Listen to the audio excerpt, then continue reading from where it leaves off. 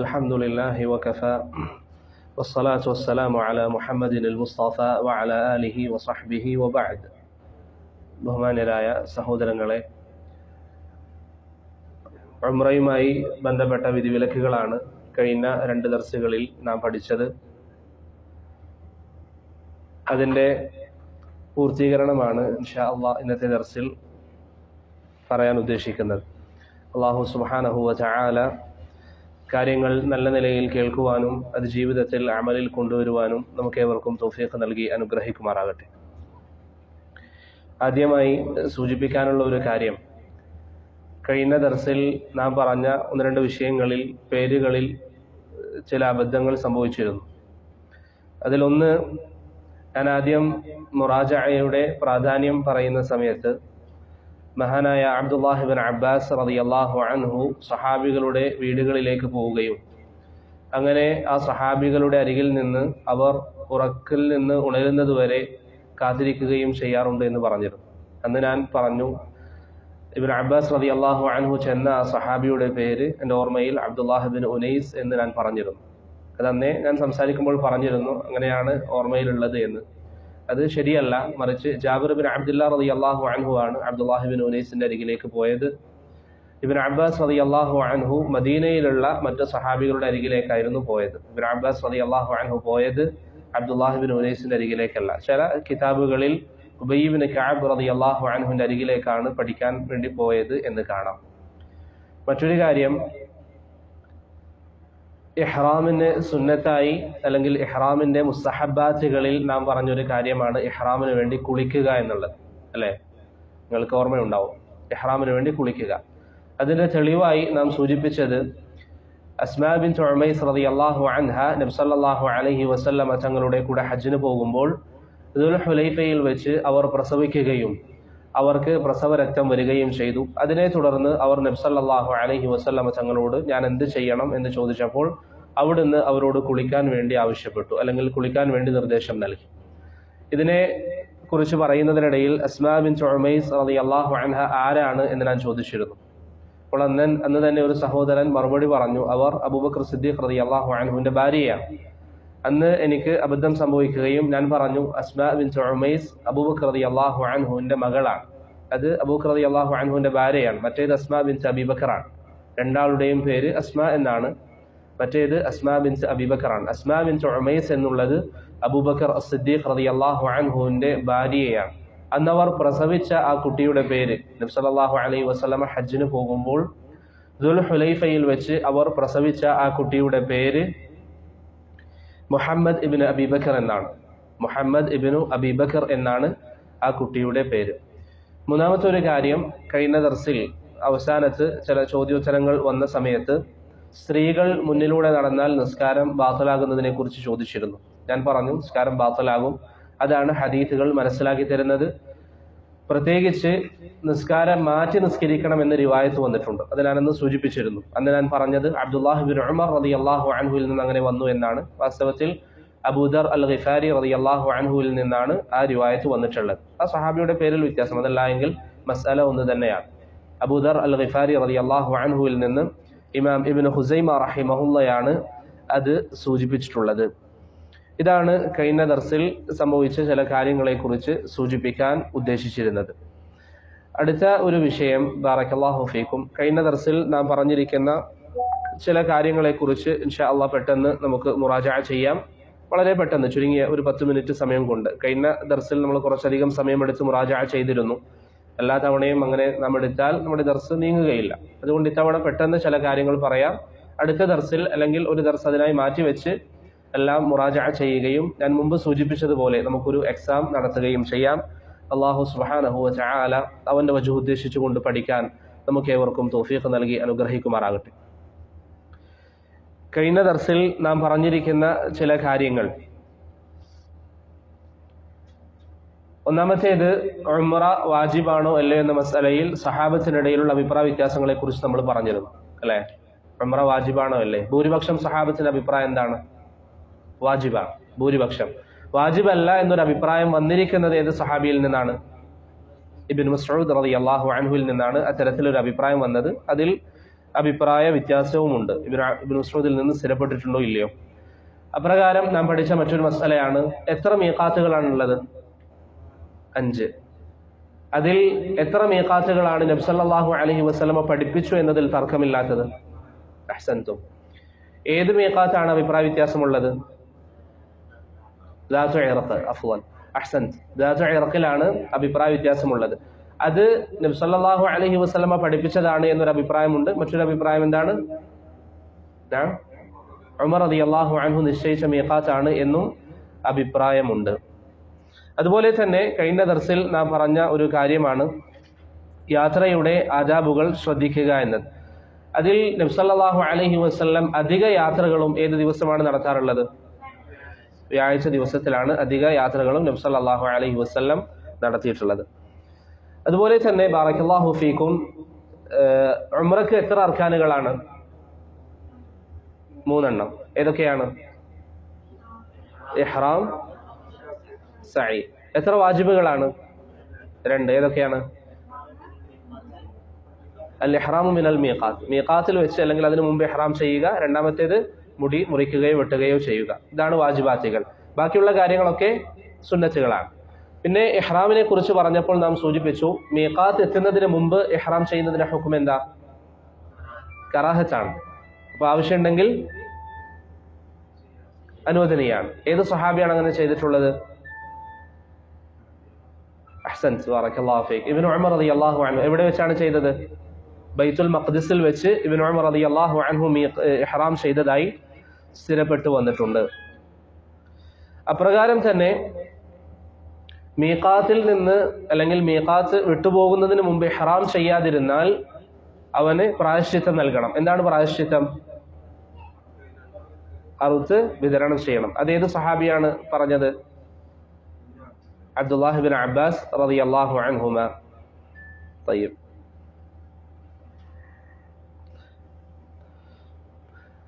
പിന്നെ ഇഹ്റാമിന്റെ സുന്നത്തുകൾ നമ്മൾ പറഞ്ഞു. അതിൽ കുളിക്കുക എന്നത് നമ്മൾ പറഞ്ഞു. അതുപോലെ തന്നെ വൃത്തിയാവുക, നിങ്ങൾക്ക് ഓർമ്മയുണ്ടാകും. അതുപോലെ തന്നെ സുഗന്ധം ഉപയോഗിക്കുക. സുഗന്ധം ഉപയോഗിക്കുന്നതിൽ നമ്മൾ പറഞ്ഞു ശരീരത്തിൽ ഉപയോഗിക്കണം, വസ്ത്രത്തിൽ ഉപയോഗിക്കുന്നതിൽ അഭിപ്രായ വ്യത്യാസമുണ്ട്. ആ അഭിപ്രായ വ്യത്യാസം നാം ഉൾക്കൊള്ളുക. അതുപോലെ തന്നെ അതിലുള്ളൊരു മസ്അലയാണ് ഇഷ്തിറാത്ത് എന്നുള്ളത്. എന്താണ് ഇഷ്തിറാത്ത് എന്ന് പറഞ്ഞാൽ? നമ്മൾ ഷർത്ത് വെക്കുക. ഇഹ്റാമിന്റെ കൂടെ തന്നെ നമ്മൾ ഷർത്ത് വെക്കുക. എന്തെങ്കിലും തടസ്സമുണ്ടായാൽ അവിടെ വെച്ച് ഉംറ അവസാനിപ്പിക്കുമെന്ന് ഷർത്ത് വെക്കുക. അല്ലാഹുമ്മ വഇൻ ഹബസനി ഹാബിസ് ഫമഹില്ലി ഹൈതു ഹബസ്തനി. എനിക്ക് എന്തെങ്കിലും പ്രയാസമുണ്ടായാൽ അവിടെ വെച്ച് ഞാനത് നിർത്തും എന്ന് ഷർത്ത് വെക്കുക. ആ ഷർത്ത് വെക്കുന്നതും വെക്കാതിരിക്കുന്നതും തമ്മിലുള്ള വ്യത്യാസം എന്താണ് വെച്ചാൽ? അഹ്സൻതും വഫഖകുമുല്ലാഹ്. എന്തെങ്കിലും തടസ്സങ്ങൾ ഉണ്ടായി നമുക്ക് ഉംറ പൂർത്തീകരിക്കാൻ പറ്റിയിട്ടില്ലെങ്കിൽ അതിന് പ്രത്യേകിച്ച് പ്രായശ്ചിത്തങ്ങളില്ല. നേരെ മറിച്ച് ആ ഷർത്ത് വെച്ചിട്ടില്ലെങ്കിൽ പ്രായശ്ചിത്തം ചെയ്യേണ്ടി വരും. ഏത് സഹാബി വനിതയോടാണ് നബി സല്ലല്ലാഹു അലൈഹി വസല്ലമ ഈ ഷർത്ത് വെക്കുന്നതിനെ കുറിച്ച് പറഞ്ഞത്? അഹ്സൻത്, ളുബാഅ ബിൻത് സുബൈർ റളിയല്ലാഹു അൻഹ. അവരോട് നബി സല്ലല്ലാഹു അലൈഹി വസല്ലമ തങ്ങൾ ഷർത്ത് വെക്കാൻ പറഞ്ഞു കൊടുത്തു. ഇതാണ് കഴിഞ്ഞ ദർസുകളിൽ നാം പറഞ്ഞ പ്രധാനപ്പെട്ട ചില റൂസുൽ മസായിൽ. ബാക്കിയുള്ള വിഷയങ്ങൾ ഇൻഷാ അല്ലാഹ് നമുക്ക് ഞാൻ പറഞ്ഞതുപോലെ അവസാനത്തെ ദർസിൽ മുറാജഅ ചെയ്യാം. കഴിഞ്ഞ ദർസിൽ നാം പറഞ്ഞു വെച്ച ഒരു വിഷയം ചില സഹോദരങ്ങൾ എന്നോട് പേഴ്സണലായി സംശയം ചോദിച്ചിരുന്നു. ഒന്ന് ചെറിയ രീതിയിൽ വിശദീകരിക്കാൻ പറഞ്ഞിരുന്നു. ഞാൻ പറഞ്ഞു കഴിഞ്ഞ ദർസിൽ നമ്മൾ സൂചിപ്പിച്ച കാര്യമാണ്, ഉംറ റജബ് മാസത്തിൽ പ്രത്യേകതയുണ്ട്. റജബ് മാസത്തിലുള്ള ഉംറക്ക് പ്രത്യേകതയുണ്ട് എന്ന് കഴിഞ്ഞ ദർസിൽ സൂചിപ്പിച്ചിരുന്നു. അപ്പോൾ ചില സഹോദരങ്ങൾക്ക് അത് സംശയമുണ്ടാക്കി. ചില പണ്ഡിതന്മാർ അത് എതിർത്തതായി കാണുന്നുണ്ട്. അപ്പോൾ അത് സുന്നത്താണ് അല്ലെങ്കിൽ അത് പ്രത്യേകതയുള്ളതാണ് എന്ന് പറയാൻ എന്താണ് തെളിവ്? ധാരാളം സഹാബികളിൽ നിന്ന് സ്ഥിരപ്പെട്ട ഒരു കാര്യമാണ് റജബ് മാസത്തിലെ ഉംറ എന്നുള്ളത്. ഞാൻ 1-2 കാര്യങ്ങൾ മാത്രം നിങ്ങൾക്ക് ഇൻഷാ അല്ലാഹ് വായിച്ചു തരാം. ഇമാം ഖല്ലാൽ റഹിമഹുല്ലാ അദ്ദേഹത്തിന്റെ അസുന്നയിൽ, ഇമാം ഖല്ലാൽ റഹിമഹുല്ലാ അദ്ദേഹത്തിന്റെ സുന്നയിൽ, ഇമാം ഖല്ലാൽ എന്ന് പറയുന്നത് ഇമാം അഹ്മദിന്റെ ഫിഖ്ഹ്, അദ്ദേഹത്തിന്റെ കർമ്മശാസ്ത്രവും അദ്ദേഹത്തിന്റെ അഭിപ്രായങ്ങളും ഒക്കെ ക്രോഡീകരിച്ച പണ്ഡിതനാണ് ഖല്ലാൽ റഹിമഹുല്ലാ.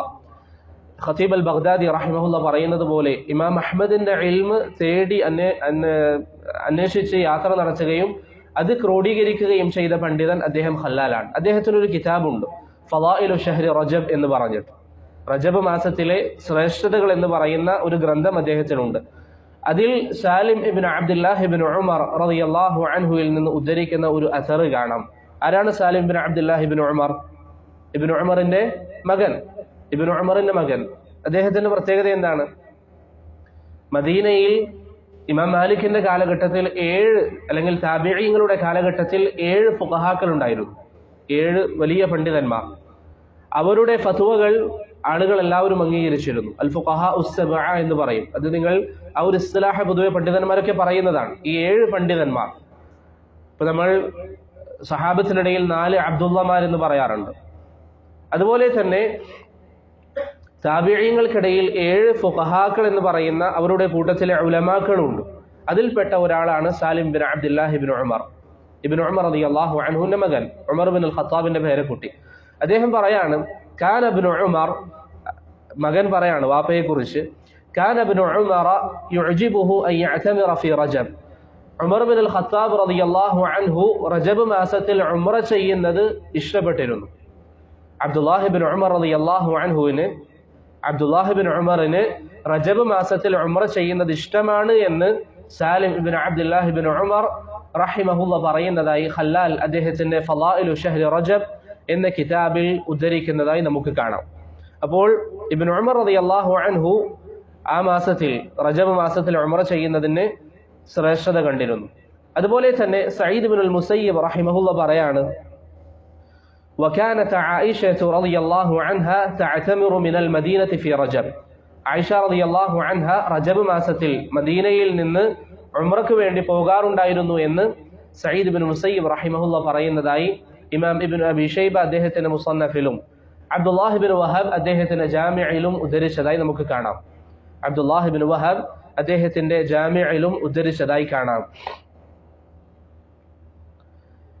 ഇങ്ങനെയുള്ള ആധാറുകൾ, ഇപ്പൊ നമ്മൾ 2 ആളുകളെയാണ് പറഞ്ഞത്. ഒന്ന് ആയിഷ റളിയല്ലാഹു അൻഹ, മറ്റൊന്ന് ഇബ്നു ഉമർ. ഇബ്നു ഉമറിൻ്റെത് വ്യക്തമാണ്, അദ്ദേഹം അത് ഇഷ്ടപ്പെട്ടിരുന്നു എന്ന് തന്നെ കാണാം. അതല്ലാതെ റജബ് മാസത്തിൽ ഉംറ ചെയ്തിരുന്ന സഹാബികളെ നിങ്ങൾ നോക്കിയാൽ, ഉസ്മാൻ ഇബ്നു അഫ്ഫാൻ ഉംറ ചെയ്തിട്ടുണ്ട്, ഉമർ ബിൻ അൽ ഖത്താബ് റളിയല്ലാഹു അൻഹു ഉംറ ചെയ്തിട്ടുണ്ട്. ചില ആളുകൾക്ക് സംശയം വരും, അവർ കേവലം ഉംറ ചെയ്തു എന്നല്ലേ ഉള്ളൂ, അതല്ലാതെ ആ മാസത്തിന്റെ ശ്രേഷ്ഠത കണ്ടിരുന്നു എന്നുണ്ടോ? എന്നാൽ ഇബ്നു ഉമർ റളിയല്ലാഹു അൻഹുവിന്റെ അസറിൽ അത് വ്യക്തമാണ്, അദ്ദേഹം അത് ഇഷ്ടപ്പെട്ടിരുന്നു. ഇതിനൊക്കെ വിശദീകരിച്ചുകൊണ്ട് ഹാഫിദ് ഇബ്നു റജബ് അൽ ഹംബലി റഹിമഹുല്ലാ അദ്ദേഹത്തിന്റെ ലതായിഫുൽ മആരിഫിൽ പറയുന്നു, വസ്തഹബ്ബ അൽ-ഇഅ്തിമാറ ഫീ റജബ്.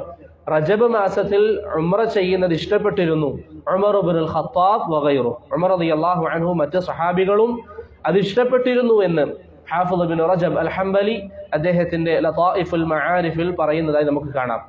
അപ്പോൾ സഹാബത്തിൽ നിന്ന് ഒന്നിലധികം ആളുകൾ റജബ് മാസത്തിൽ ഉംറ ചെയ്യുന്നത് ശ്രേഷ്ഠമായി കണ്ടിരുന്നു. ഇബ്നു അബി ഷൈബ റഹിമഹുല്ലാ, നിങ്ങൾ ഓർത്തു വെക്കാൻ, പ്രത്യേകിച്ച് പഠിക്കുന്ന ആളുകൾക്കൊക്കെ ഉപകരിക്കുന്ന ഒരു കാര്യമാണ്, നിങ്ങൾക്ക് സഹാബത്തിന്റെ ആധാറുകൾ, ഇപ്പൊ നമ്മൾ പറയും ഹദീസുകൾ നമുക്ക് ലഭിക്കണമെങ്കിൽ ഇവിടേക്ക് മടങ്ങുക. പൊതുവെ ബുഖാരി, മുസ്ലിം, ഇബ്നു മാജ, നസായി, തിർമിദി ഇങ്ങനെയുള്ള ഹദീസിന്റെ കിതാബുകൾ, അല്ലെങ്കിൽ മുസ്നദ് അഹ്മദ്, മുവത്ത മാലിക്, സുനൻ ദാരിമി. സഹാബത്തിന്റെ ആധാറുകൾ ലഭിക്കണമെങ്കിൽ നമുക്ക് മടങ്ങാവുന്ന ഏറ്റവും വലിയ മസ്ദറാണ് അല്ലെങ്കിൽ മർജിഅാണ് മുസന്നഫ് ഇബ്നു അബി ഷൈബ, ഇബ്നു അബി ഷൈബയുടെ മുസന്നഫ്. അതുപോലെ തന്നെ അബ്ദുർ റസാഖ് അസ്-സനആനിയുടെ മുസന്നഫ്. ഇവരുടെ മുസന്നഫാത്തുകളിൽ സഹാബത്തിന്റെ അഭിപ്രായങ്ങൾ ക്രോഡീകരിച്ചിട്ടുണ്ട്. ഈ ഇബ്നു അബി ഷൈബയുടെ മുസന്നഫിൽ ഒരു അധ്യായം തന്നെ അദ്ദേഹം കൊണ്ടുവന്നതായി കാണാം, ബാബുൻ ഫി ഉംറത്തി റജബ്. റജബ് മാസത്തിൽ ഉംറ ചെയ്യുന്നതിനെ കുറിച്ചുള്ള അധ്യായം, മൻ കാന യുഹിബ്ബുഹ വ യഅ്തമിറുഹ. ആ മാസത്തിൽ ആരൊക്കെയാണ് ഉംറ ചെയ്തിരുന്നത് എന്നും ആ മാസം ഉംറ ചെയ്യുന്നത് ആരൊക്കെയാണ് ഇഷ്ടപ്പെട്ടിരുന്നത് എന്നും ഒരു അധ്യായം തന്നെ ഇബ്നു അബി ഷൈബ റഹിമഹുല്ലാ അദ്ദേഹത്തിന്റെ മുസന്നഫിൽ ഉദ്ധരിച്ചതായി നമുക്ക് കാണാം. ആ അധ്യായത്തിൽ ഈ പറയുന്ന ധാരാളം സഹാബികളിൽ നിന്ന് അത് ഉദ്ധരിച്ചിട്ടുണ്ട്. ഇനി സഹാബികൾ കഴിഞ്ഞാൽ അടുത്ത മർത്തബ ആരാണ്? താബിഈങ്ങൾ. താബിഈങ്ങളിലേക്ക് നിങ്ങൾ നോക്കിയാൽ ഇബ്നു അബി ഷൈബ ഉദ്ധരിക്കുന്നതായി കാണാം, അസ്വദ് ഇബ്നു യസീദ് അൻ-നഖഈ റഹിമഹുല്ലാ റജബ് മാസത്തിൽ ഉംറ ചെയ്യാറുണ്ടായിരുന്നു. അതുപോലെ തന്നെ ഇമാം ഫസവി അദ്ദേഹത്തിന്റെ അൽ മഅരിഫത്തു വത്താരീഖ് എന്ന കിതാബിൽ അയ്യൂബ് അസ്-സഖ്തിയാനി റഹിമഹുള്ളയെ തൊട്ട് ഉദ്ധരിക്കുന്നതായി കാണാം, അദ്ദേഹം റജബ് മാസത്തിൽ ഉംറ ചെയ്യാറുണ്ടായിരുന്നു. അതുകൊണ്ട് തന്നെ സഹാബികളിൽ നിന്നും താബിഈങ്ങളിൽ നിന്നും അവർ റജബ് മാസത്തിൽ ഉംറ ചെയ്യാറുണ്ട് എന്ന് വന്നതായി നമുക്ക് കാണാം. ഞാൻ നേരത്തെ പറഞ്ഞ വിഷയം, ചില പണ്ഡിതന്മാർ ഇതിനെക്കുറിച്ച് സംസാരിക്കുമ്പോൾ അത് ബിദ്അത്താണെന്ന് പറഞ്ഞു. അത് ശരിയല്ല, ആ സംസാരം ശരിയല്ല. ഷെയ്ഖ് ഇബ്നു ബാസ് റഹിമഹുള്ളയോട് ഈ ചോദ്യം വന്നു. ഷെയ്ഖ് ഇബ്നു ബാസ് റഹിമഹുള്ളയോട് ചോദിച്ചു, റജബ് മാസത്തിൽ ഉംറ ചെയ്യുന്നതിന്റെ വിധി എന്താണ്? അദ്ദേഹം പറഞ്ഞു ലാ ബഅസ്, അദ്ദേഹം പൊതുവായി അനുവദനീയമാണ് എന്ന് പറഞ്ഞു.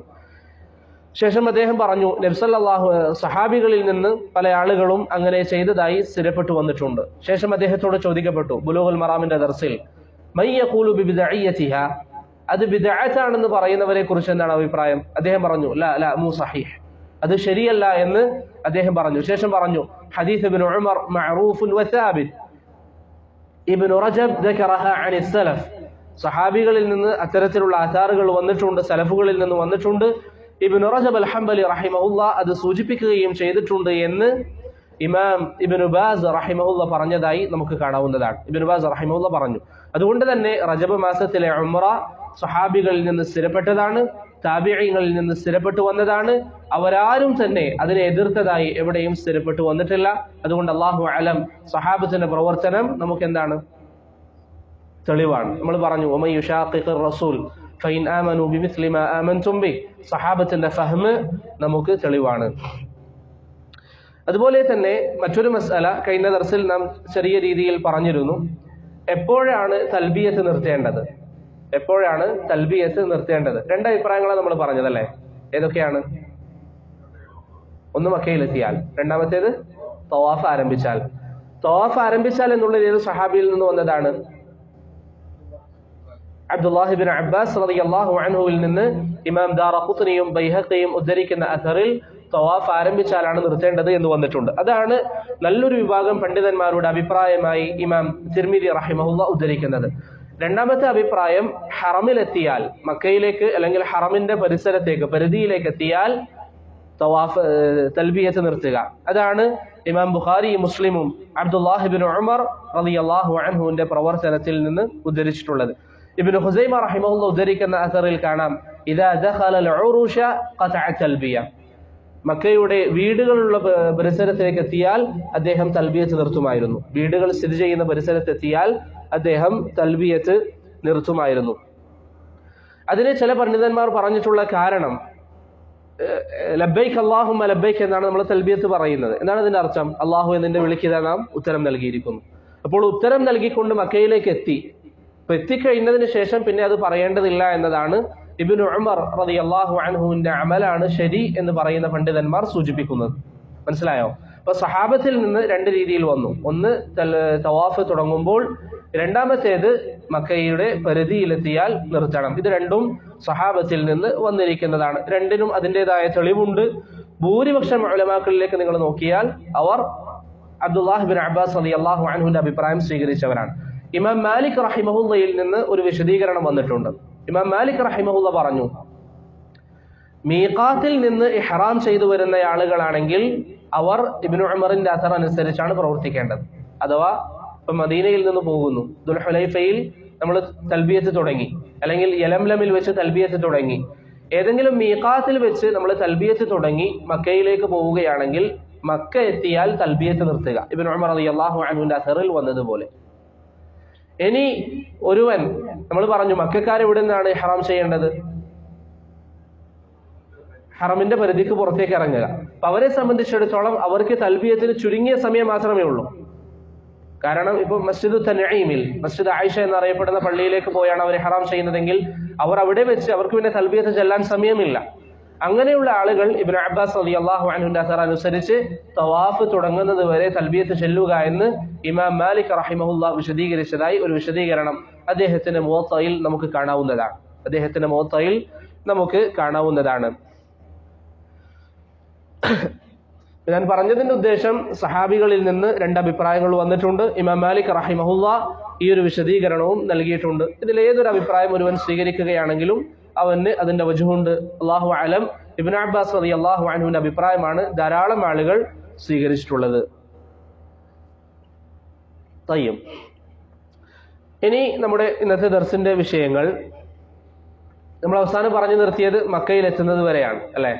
പക്ഷെ അതൊക്കെ നിങ്ങൾക്ക് മനസ്സിലായിട്ടുണ്ടാകുമെന്ന് കരുതുന്നു. മനസ്സിലാവാത്ത വിഷയങ്ങൾ ഉണ്ടെങ്കിൽ അത് പ്രത്യേകം അവസാനം ചോദിക്കുക. അങ്ങനെ ഒരാൾ മീഖാത്തിൽ നിന്ന് ഇഹ്റാം ചെയ്ത ശേഷം ഇഹ്റാമിൻ്റെ വസ്ത്രവും ധരിച്ച് മക്കയിലേക്ക് പുറപ്പെട്ടു കഴിഞ്ഞാൽ ശ്രദ്ധിക്കേണ്ട ഒന്നാമത്തെ കാര്യം മക്കയിൽ പ്രവേശിക്കുന്നതിന് മുമ്പ് കുളിക്കുക എന്നതാണ്. മക്കയിൽ പ്രവേശിക്കുന്നതിന് മുമ്പ് കുളിക്കുക എന്നുള്ളതാണ്. ഇബ്നു ഉമർ റളിയല്ലാഹു അൻഹുവിൽ നിന്ന് ഇമാം ബുഖാരി റഹിമഹുല്ലാ ഉദ്ധരിക്കുന്ന ഹദീസിൽ നമുക്ക് കാണാം, കാന ഇബ്നു ഉമർ റളിയല്ലാഹു അൻഹുമാ ഇദാ ദഖല അദ്നൽ ഹറം അംസക അനി തൽബിയ. ഇബ്നു ഉമർ റളിയല്ലാഹു അൻഹു ഹറമിന്റെ പരിസരത്തെത്തിയാൽ തൽബിയത്ത് നിർത്തും. നമ്മൾ നേരത്തെ പറഞ്ഞ മസ്അല, തൽബിയത്ത് പറയുന്നത് നിർത്തും. സുമ്മ യബീതു ബിദി തുവ, അതിനുശേഷം അദ്ദേഹം ദൂ തുവ എന്ന് പറയുന്ന സ്ഥലത്ത് താമസിക്കും. ദൂ തുവ എന്ന് പറയുന്നത് ഇന്നത്തെ ഹയ്യു സാഹിറിൽ ഇബ്നു ഉമർ റളിയല്ലാഹു അൻഹു രാത്രി താമസിക്കും. സുമ്മ യുസല്ലി ബിഹി സുബ്ഹ്, പിന്നെ പിറ്റേ ദിവസം ഫജ്ർ നിസ്കാരം നിസ്കരിക്കുകയും വയഗ്തസിൽ കുളിക്കുകയും ചെയ്യും. വയുഹദ്ദിസു അന്ന നബിയല്ലാഹി സ്വല്ലല്ലാഹു അലൈഹി വസല്ലമ കാന യഫഅലു ദാലിക്, അദ്ദേഹം എന്തു പറയും, നബി സല്ലല്ലാഹു അലൈഹി വസല്ലമ ഇങ്ങനെ ചെയ്യാറുണ്ട് എന്ന് ഇബ്നു ഉമർ റളിയല്ലാഹു അൻഹു പറഞ്ഞതായി ഇമാം ബുഖാരി റഹിമഹുല്ലാ ഉദ്ധരിക്കുന്നതായി നമുക്ക് കാണാം. ഇബ്നുൽ മുൻദിർ റഹിമഹുല്ലാ മക്കയിൽ പ്രവേശിക്കുന്നതിന് മുമ്പ് കുളിക്കുക എന്നത് സുന്നത്താണ് എന്ന വിഷയത്തിൽ ഇജ്മാ ഉദ്ധരിക്കുന്നുണ്ട്. ഇബ്നുൽ മുൻദിർ റഹിമഹുല്ലാ ഈ വിഷയത്തിൽ ഇജ്മാ ഉദ്ധരിക്കുന്നുണ്ട്. ഇതാണ് നാല് മദ്ഹബിന്റെയും അഭിപ്രായം. അവിടെ ദീ തുവ എന്ന് പറയുന്ന ഈ പ്രദേശം, അവിടെ ഒരു കിണറുണ്ട് ദീ തുവ എന്ന പേരിൽ. അതുകൊണ്ടാണ് ആ സ്ഥലത്തിന് പഴയ കാലഘട്ടത്തിൽ അങ്ങനെയാണ്, കിണറുകളിലേക്ക് ചേർത്തുകൊണ്ട് പേരുകൾ വരാറുണ്ടായിരുന്നു. അങ്ങനെയാണ് ആ സ്ഥലത്തിന് ദീ തുവ എന്ന പേര് വന്നിരിക്കുന്നത്. ഇന്ന് ഞാൻ നേരത്തെ പറഞ്ഞതുപോലെ ഹയ്യു സാഹിറിന്റെ ഭാഗം, അവിടെ ഉതൈബിയ, അങ്ങനെ പല സ്ഥലങ്ങളും അതിന് പരിസര പ്രദേശങ്ങളിൽ ഉണ്ട്. ഒന്നാമത്തെ സുന്നത്ത് എന്താണ്? മക്കയിൽ പ്രവേശിക്കുന്നതിന് മുമ്പ് കുളിക്കുക എന്നത്. അത് നബി സല്ലല്ലാഹു അലൈഹി വസല്ലമ ചെയ്യാറുണ്ടെന്ന് ആര് പറയുന്നു? അബ്ദുല്ലാഹി ഇബ്നു ഉമർ റളിയല്ലാഹു അൻഹു പറയുന്നു. ഇബ്നുൽ മുൻദിർ റഹിമഹുല്ലാ ആ വിഷയത്തിൽ ഇജ്മാ ഉദ്ധരിക്കുകയും ചെയ്തു.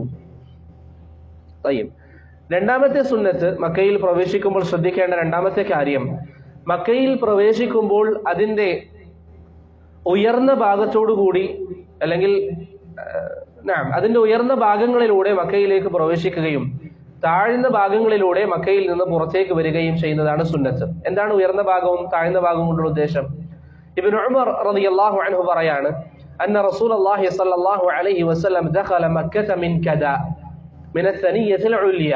നബി സല്ലല്ലാഹു അലൈഹി വസല്ലമ തങ്ങൾ സനിയത്തുൽ ഉലിയയിലൂടെയാണ് മക്കയിൽ പ്രവേശിക്കാറുള്ളത്, അല്ലെങ്കിൽ പ്രവേശിച്ചത്. വഖറജ മിന സനിയത്തി സുഫ്ല, സനിയത്തു സുഫ്ലയിലൂടെയാണ് നബി സല്ലല്ലാഹു അലൈഹി വസല്ലമ തങ്ങൾ മക്കയിൽ നിന്ന് പുറത്തേക്ക് പോകാറുള്ളത്. ഈ സനിയത്തുൽ ഉലിയ എന്നതുകൊണ്ടുള്ള ഉദ്ദേശം എന്താണ്? കദാ എന്ന് പറയുന്ന പ്രദേശം, അഥവാ ഇന്നത്തെ മക്കയിലുള്ള മഖ്ബറയുടെ ആ ഭാഗം, മഖ്ബറത്തുൽ മഅല. പൊതുവെ ഇന്ന് മാപ്പുകളിലൊക്കെ നിങ്ങൾ സെർച്ച് ചെയ്താൽ മഖ്ബറത്തുൽ മുഅല്ല എന്നാണ് കാണുക. പക്ഷെ അതിന്റെ ശരിയായ പേര് അല്ലാഹു അലം മഖ്ബറത്തുൽ മഅല എന്നാണ്. സബീദി അദ്ദേഹത്തിന്റെ താജുൽ അറൂസിൽ ആ പേര് അതിന്റെ ലബ്ത് ചെയ്തിരിക്കുന്നത്, ഹറക്കത്ത് വെച്ചിരിക്കുന്നത് അങ്ങനെയാണ്. മഅല എന്നാണ് അതിന്റെ പേര്, അല്ലെങ്കിൽ മഖ്ബറത്തുൽ ഹുജൂൻ എന്ന് പറയാറുണ്ട്. മഖ്ബറത്തുൽ ഹുജൂൻ, അതിന്റെ ഭാഗത്തൂടെ, അഥവാ മക്കയുടെ ഉയർന്ന പ്രദേശമാണ് ഇന്ന് മഖ്ബറ സ്ഥിതി ചെയ്യുന്നത്. ആ ഭാഗത്തൂടെ ഇന്ന് റോഡ് ലഭ്യമാണ്. അതിലൂടെ മക്കയിലേക്ക് പ്രവേശിക്കലാണ് ഏറ്റവും നല്ലത്. ഇന്ന് ആ പ്രദേശത്തിന് ഹുജൂൻ പ്രദേശം എന്നൊക്കെ പറയാറുണ്ട്, മിൻതഖത്തുൽ ഹുജൂൻ. എനിക്ക് തോന്നുന്നത് അവിടെ ഒരു പാർക്കിംഗ് ഒക്കെ ഇന്ന് ലഭ്യമാണ്, അവിടെ വലിയൊരു പാർക്കിംഗ് ഒക്കെ ഇന്ന് ലഭ്യമാണ്. ആ ഭാഗത്തുകൂടിയാണ് നബി സല്ലല്ലാഹു അലൈഹി വസല്ലം മക്കയിലേക്ക് പ്രവേശിക്കാറുള്ളത്. ഇവിടെ ഒരു കാര്യം മനസ്സിലാക്കേണ്ടത്, നമ്മൾ ഇന്ന് മക്കയിലേക്ക് പോകുന്ന വഴിയിലാണോ പ്രവാചകൻ യാത്ര ചെയ്യാറുള്ളത്? അല്ല, ഇത് പുതിയ വഴിയാണ്. നബി സല്ലല്ലാഹു അലൈഹി വസല്ലം ബദറിന്റെ വഴിയിലൂടെയാണ് മക്കയിലേക്ക് പോകാറുള്ളത്. നബി സല്ലല്ലാഹു അലൈഹി വസല്ലം ബദറിന്റെ വഴിയിലൂടെയാണ് മക്കയിലേക്ക് പോകാറുള്ളത്. അങ്ങനെ മക്കയിൽ പ്രവേശിക്കുമ്പോൾ കദയിലൂടെയാണ് നബി സല്ലല്ലാഹു അലൈഹി വസല്ലം പ്രവേശിക്കാറുള്ളത് എന്ന് അബ്ദുല്ലാഹി ഇബ്നു ഉമർ റളിയല്ലാഹു അൻഹു പറയുന്നു. കദ എന്ന് പറയുന്നത് ഞാൻ നേരത്തെ പറഞ്ഞു, മഖ്ബറ സ്ഥിതി ചെയ്യുന്ന ആ ഭാഗം. ആ മഖ്ബറയുടെ പേരെന്താണ്? മഅല എന്ന് പറയുന്ന മഖ്ബറ, മക്കയിൽ പ്രസിദ്ധമായ ആ മഖ്ബറ. ഇവിടെ ബഖിയ ഉള്ളതുപോലെ മക്കയിലുള്ള മഅല മഖ്ബറ, അതിന്റെ ഭാഗത്തോടു കൂടിയാണ് നബി സല്ലല്ലാഹു അലൈഹി വസല്ലമ പ്രവേശിച്ചിരിക്കുന്നത്. നബി സല്ലല്ലാഹു അലൈഹി വസല്ലം ഇറങ്ങിയത് അസ്സനിയത്തു സുഫ്ലയിലൂടെയാണ്. അതിനെന്താണ് പറയുന്നത്? കുദ. ആ സ്ഥലത്തിന് പറയുന്ന പേര് കുദ എന്നാണ്. ഇന്നത്തെ ശുബൈക, അതുപോലെ തന്നെ ജർവൽ, ആ ഭാഗങ്ങൾ ശുബൈക, ജർവൽ, ആ ഭാഗങ്ങൾ, അതിലൂടെയാണ് നബി സല്ലല്ലാഹു അലൈഹി വസല്ലം മക്കയിൽ നിന്ന് പുറത്തേക്ക് വരാറുള്ളത്. അതിലൂടെയാണ് നബി സല്ലല്ലാഹു അലൈഹി വസല്ലം മക്കയിൽ നിന്ന് പുറത്തേക്ക് വരാറുള്ളത്. അപ്പോൾ ഹദീസിൽ വന്നിരിക്കുന്ന ഈ പ്രയോഗം കദ അല്ലെങ്കിൽ കുദ, കയറുമ്പോൾ കദ എന്ന് പറയുന്ന പ്രദേശവും ഇറങ്ങുമ്പോൾ കുദ എന്ന് പറയുന്ന പ്രദേശവും, അതാണ് നബി സല്ലല്ലാഹു അലൈഹി വസല്ലം സ്വീകരിക്കാറുള്ള രീതി. അഥവാ മക്കയുടെ ഉയർന്ന പ്രദേശത്തിലൂടെ കയറുകയും മക്കയുടെ താഴ്ന്ന പ്രദേശത്തിലൂടെ നബി സല്ലല്ലാഹു അലൈഹി വസല്ലം മക്കയിൽ നിന്ന് പുറത്തേക്ക് വരികയും ചെയ്യും. അതാണ് പ്രവാചകന്റെ രീതി. അത് സുന്നത്താണ് എന്നുള്ളത് 4 മദ്ഹബുകളുടെയും അഭിപ്രായമാണ്. അത് സുന്നത്താണ് എന്നുള്ളത് 4 മദ്ഹബുകളുടെയും അഭിപ്രായമാണ്. മൂന്നാമത്തെ സുന്നത്ത് മക്കയിൽ പ്രവേശിക്കുന്നത് പകൽ സമയങ്ങളിലായിരിക്കുക. മക്കയിൽ പ്രവേശിക്കുന്നത് പകൽ സമയങ്ങളിലായിരിക്കുക. നേരത്തെ നമ്മൾ വായിച്ച അസറിൽ അത് ശ്രദ്ധിച്ച ആളുകൾക്ക് മനസ്സിലാകും. ഇബ്നു ഉമർ റളിയല്ലാഹു അൻഹുവിനെ കുറിച്ച് നമ്മൾ എന്ത് പറഞ്ഞു? അദ്ദേഹം മക്കയിലെത്തിയാൽ ദൂ തുവയിൽ താമസിക്കും. പിറ്റേ ദിവസം അവിടുന്ന് ഫജ്ർ നിസ്കരിക്കുകയും കുളിക്കുകയും ശേഷം മക്കയിലേക്ക് പ്രവേശിക്കുകയും ചെയ്യും. അപ്പോൾ അവിടെ താമസിക്കുന്നതിന്റെ ഉദ്ദേശം എന്താണ്? പകൽ സമയത്ത് ഹറമിലേക്ക് കയറുക എന്നുള്ളതാണ്. ഇമാം ബുഖാരി റഹിമഹുല്ലാ ഉദ്ധരിക്കുന്ന ഹദീസിൽ അത് വ്യക്തമാണ്. അതാണ് ഭൂരിപക്ഷം ഉലമാക്കളുടെ അഭിപ്രായം. പകൽ സമയത്ത് മക്കയിൽ പ്രവേശിക്കലാണ് ഏറ്റവും അഫ്ളൽ എന്നുള്ളത് ഭൂരിപക്ഷം ഉലമാക്കളുടെയും അഭിപ്രായം അതാണ്. നവവി റഹിമഹുല്ലാ അദ്ദേഹത്തിന്റെ മജ്മൂഇൽ ഇത് വിശദീകരിക്കുമ്പോൾ പറഞ്ഞതായി കാണാം. ഫമിമ്മൻ ഇസ്തഹബ്ബ ദുഖൂലഹ, പകൽ സമയത്ത് പ്രവേശിക്കുന്നത് സുന്നത്താണ് എന്ന് പറഞ്ഞവരിൽ പെട്ടവരാണ് ഇബ്നു ഉമർ റളിയല്ലാഹു അൻഹു, വഅതാ ഇബ്നു അബി റബാഹ് റഹിമഹുല്ലാ, വന്നഖഈ ഇബ്രാഹിം അന്നഖഈ, വഇസ്ഹാഖ് ഇബ്നു റാഹോയ തുടങ്ങിയ പണ്ഡിതന്മാരൊക്കെ ഈ വിഷയം പറഞ്ഞിട്ടുണ്ട് എന്ന് ഹാഫിള് അൻ-നവവി അദ്ദേഹത്തിന് അൽ മജ്മൂഇൽ പറയുന്നതായി കാണാം. അപ്പോൾ ഈ പറഞ്ഞതിന്റെ ഉദ്ദേശം എന്താണ്? മക്കയിലേക്ക് പ്രവേശിക്കുമ്പോൾ പകൽ സമയങ്ങളിൽ നാം അവിടേക്ക് കടന്നു ചെല്ലുക എന്ന് പറയുന്നത് സുന്നത്താണ്. അതാണ് നബി സല്ലല്ലാഹു അലൈഹി വസല്ലം തങ്ങളുടെ പ്രവർത്തനമായി അബ്ദുല്ലാഹി ഇബ്നു ഉമർ റളിയല്ലാഹു അൻഹു പറയുന്നത്. ഇതൊക്കെ ഞാൻ കഴിഞ്ഞ ദർസുകളിൽ പറഞ്ഞതുപോലെ നമുക്ക് സൗകര്യമുണ്ടെങ്കിൽ ഒരു സുന്നത്തിനെയും നാം നിസാരമാക്കി കാണരുത്. നമുക്ക് സൗകര്യമില്ല, ഉദാഹരണത്തിന് ഇവിടെ നിന്ന് എന്തെങ്കിലും ഒരു കൂട്ടമായ സംവിധാനത്തിലാണ് നമ്മൾ പോകുന്നത്, ബസ്സിൽ പോകുന്നു, നമുക്ക് പ്രത്യേകിച്ച് അവിടെ പുറത്ത് നിൽക്കാനോ പുറത്തിറങ്ങാനോ മക്കയിൽ എത്തുന്നതിന് മുമ്പ് പുറത്ത് താമസിക്കാനോ സൗകര്യപ്പെടണമെന്നില്ല. അങ്ങനെയുള്ള സാഹചര്യങ്ങളിൽ നമുക്ക് ആ നിയ്യത്തുണ്ടായാൽ ഇൻഷാ അള്ളാഹ് അമലിന്റെ പ്രതിഫലം ബിഇദ്നില്ലാഹ് ലഭിക്കും. അതല്ല എങ്കിൽ നമ്മൾ വാഹനമായി പോകുന്ന സാഹചര്യം അങ്ങനെയൊക്കെ ഉണ്ട് എങ്കിൽ, നമുക്ക് വേറെ തടസ്സങ്ങളില്ല എങ്കിൽ ഈ സുന്നത്തുകൾ എടുക്കുന്നതിൽ നാം ശ്രദ്ധ കാണിക്കുക. മക്കയിൽ പകൽ സമയങ്ങളിൽ പ്രവേശിക്കാൻ ശ്രമിക്കുക. ഇനി അതല്ലാതെ രാത്രിയിൽ ഒരാൾ കയറുകയാണെങ്കിൽ അനുവദനീയമാണ്. നമ്മൾ ഈ പറയുന്നതൊക്കെ സുന്നത്തായ കാര്യമാണ്. നബി സല്ലല്ലാഹു അലൈഹി വസല്ലം അവിടുത്തെ ജിഅറാനയിൽ, പ്രവാചകന്റെ 4 ഉംറയിൽ ഒരു ഉംറ ഏതാണ്? ജിഅറാനയാണ്. ജിഅറാനയിൽ രാത്രി സമയത്താണ് കയറിയത് എന്ന് സ്ഥിരപ്പെട്ടു വന്നിട്ടുണ്ട്. ജിഅറാനയിൽ നബി സല്ലല്ലാഹു അലൈഹി വസല്ലം രാത്രിയിലാണ് കയറിയത് എന്ന് സ്ഥിരപ്പെട്ടു വന്നിട്ടുണ്ട്. തയ്യിബ്, 4ാമത്തെ സുന്നത്ത് മക്കയിൽ പ്രവേശിക്കുമ്പോൾ നാം ശ്രദ്ധിക്കേണ്ട 4ാമത്തെ കാര്യം, മക്കയിലേക്ക് പ്രവേശിച്ച ശേഷം നമ്മൾ ഈ പറഞ്ഞതുപോലെ കുളിച്ച് പകൽ സമയത്ത് ഹറമിന്റെ പരിധിയിലേക്ക് കയറിയ ശേഷം നമ്മൾ നേരെ എവിടേക്കാണ് പോവുക? മസ്ജിദുൽ ഹറാമിലേക്ക് കയറുമ്പോൾ, മസ്ജിദുൽ ഹറാമിലേക്ക് നാം കയറുന്ന സാഹചര്യത്തിൽ നബി സല്ലല്ലാഹു അലൈഹി വസല്ലമ തങ്ങളിൽ നിന്ന് ചില സാഹചര്യങ്ങളിൽ സ്ഥിരപ്പെട്ടത് അവിടുന്ന് ഹറമിലേക്ക് കയറാറുള്ളത് ബാബു ബനി ഷൈബയിലൂടെയാണ് നബി സല്ലല്ലാഹു അലൈഹി വസല്ലമ തങ്ങൾ കയറിയിട്ടുള്ളത്. ഏതാണ് ബാബു ബനി ഷൈബ? ഇന്നത്തെ ബാബുസലാം. അതിലൂടെയാണ് നബി സല്ലല്ലാഹു അലൈഹി വസല്ലമ തങ്ങൾ കയറിയിട്ടുള്ളത്. ചില പണ്ഡിതന്മാർ പറയുന്നു അത് നേർക്കുനേർ ബാബുസലാം അല്ല, മറിച്ച് ബാബുസലാമിലൂടെ പ്രവേശിക്കുന്ന ഒരു വ്യക്തി ആ ബാബു ബനി ഷൈബ ഉണ്ടായിരുന്ന പ്രദേശത്തൂടെയാണ് പൊതുവിൽ പ്രവേശിക്കുക. ചില പണ്ഡിതന്മാർ പറഞ്ഞു അത് ബാബു ബനു സലാം തന്നെയാണ്. ഇപ്പോൾ ബാബു ബനി സലാമിലൂടെ നബി സല്ലല്ലാഹു അലൈഹി വസല്ലം പ്രവേശിച്ചത് സ്ഥിരപ്പെട്ടിട്ടുണ്ട്. ഏത് സാഹചര്യത്തിൽ? നിങ്ങൾക്കറിയാം, കഅബ പുതുക്കി പണിയുന്ന സമയത്ത് ഹജറുൽ അസ്വദ് ആരാണ് ഇവിടെ വെക്കേണ്ടതെന്നൊരു ചർച്ച നടന്നിരുന്നു. അങ്ങനെ ആദ്യം ഈ വാതിലിലൂടെ വരുന്നവൻ വെക്കുമെന്ന് ഖുറൈശികൾ തീരുമാനിക്കുകയും ആ വാതിലിലൂടെ ആദ്യം കയറിയത് നബി സല്ലല്ലാഹു അലൈഹി വസല്ലമ തങ്ങളായിരുന്നു എന്ന് ഇമാം ഹാക്കിമും ബൈഹഖിയും ഒക്കെ ഉദ്ധരിക്കുന്ന ഹദീസിൽ വന്നിട്ടുണ്ട്. ആ സംഭവത്തിൽ നമുക്ക് കാണാൻ സാധിക്കുന്നത്, അലി ബിൻ അബി താലിബിന്റെ ആ സംഭവത്തിൽ നമുക്ക് കാണാൻ സാധിക്കുന്നത്, നബി സല്ലല്ലാഹു അലൈഹി വസല്ലം ബാബു ബനി ഷൈബയിലൂടെയാണ് അന്ന് പ്രവേശിച്ചത് എന്നാണ്. ഇമാം നവവി റഹിമഹുല്ലാ ഈ സംഭവം സ്വീകാര്യമാണെന്ന് പറഞ്ഞിട്ടുണ്ട്. ഇതിന്റെ അടിസ്ഥാനത്തിൽ ഉലമാക്കൾ അവരുടെ ഫഹ്മ് എപ്പോഴും നമുക്ക് മുന്തിക്കേണ്ട കാര്യമാണ്. ഉലമാക്കൾ പറയുന്നു ബാബു ബനി ഷൈബയിലൂടെ പ്രവേശിക്കാൻ സാധിക്കുമെങ്കിൽ അതിലൂടെ പ്രവേശിക്കലാണ് ഏറ്റവും നല്ലത്, അഥവാ ബാബുസലാമിലൂടെ. തയ്യം. അഞ്ചാമത്തെ കാര്യം, ഇങ്ങനെ നമ്മൾ മസ്ജിദിലേക്ക് കയറുമ്പോൾ ബാബുസലാമിലൂടെ കയറാൻ ശ്രമിക്കുക. ഇനി അത് സാധിക്കുന്നില്ലെങ്കിൽ ഏത് ബാബിലൂടെ ആണെങ്കിലും കയറാൻ ശ്രമിക്കുക. കയറുമ്പോൾ എന്ത് ചെയ്യുക? മസ്ജിദിൽ കയറുമ്പോൾ പറയേണ്ട ദിക്റുകൾ പറയുക. അതിൽ ഒരു ദിക്ർ, പ്രധാനമായും 2 ദിക്റുകളാണ് സഹീഹായി വന്നിരിക്കുന്ന പ്രധാനപ്പെട്ട 2 ദിക്റുകളാണ്. ഒന്നാമത്തേത് അല്ലാഹുമ്മ അഫ്തഹ് ലി അബ്വാബ റഹ്മതിക്. ഇമാം മുസ്ലിം റഹിമഹുല്ലാ അബൂ ഹുമൈദ് അസ്സാഇദി റളിയല്ലാഹു അൻഹുവിൽ നിന്ന് ഉദ്ധരിച്ച ദിക്ർ. രണ്ടാമത്തേത് ഇമാം ബൈഹഖി അദ്ദേഹത്തിന്റെ ദഅവാത്തുൽ കബീറിൽ ഉദ്ധരിച്ചിരിക്കുന്ന ദിക്ർ, അഊദു ബില്ലാഹിൽ അളീം വവജ്ഹിഹിൽ കരീം വബിവജ്ഹിഹിൽ കരീം വസുൽത്താനിഹി അൽ ഖദീം മിനശ് ശൈത്താനിർ റജീം എന്ന് പറയുന്ന ദിക്ർ. അഊദു ബില്ലാഹിൽ അളീം വബിവജ്ഹിഹിൽ കരീം വസുൽത്താനിഹിൽ ഖദീം മിനശ് ശൈത്താനിർ റജീം. ഇത് മസ്ജിദിൽ കയറുമ്പോൾ നമ്മൾ പറയേണ്ട ദിക്റാണ്. ഈ ദിക്ർ പറഞ്ഞാലുള്ള പ്രതിഫലം എന്താണ്?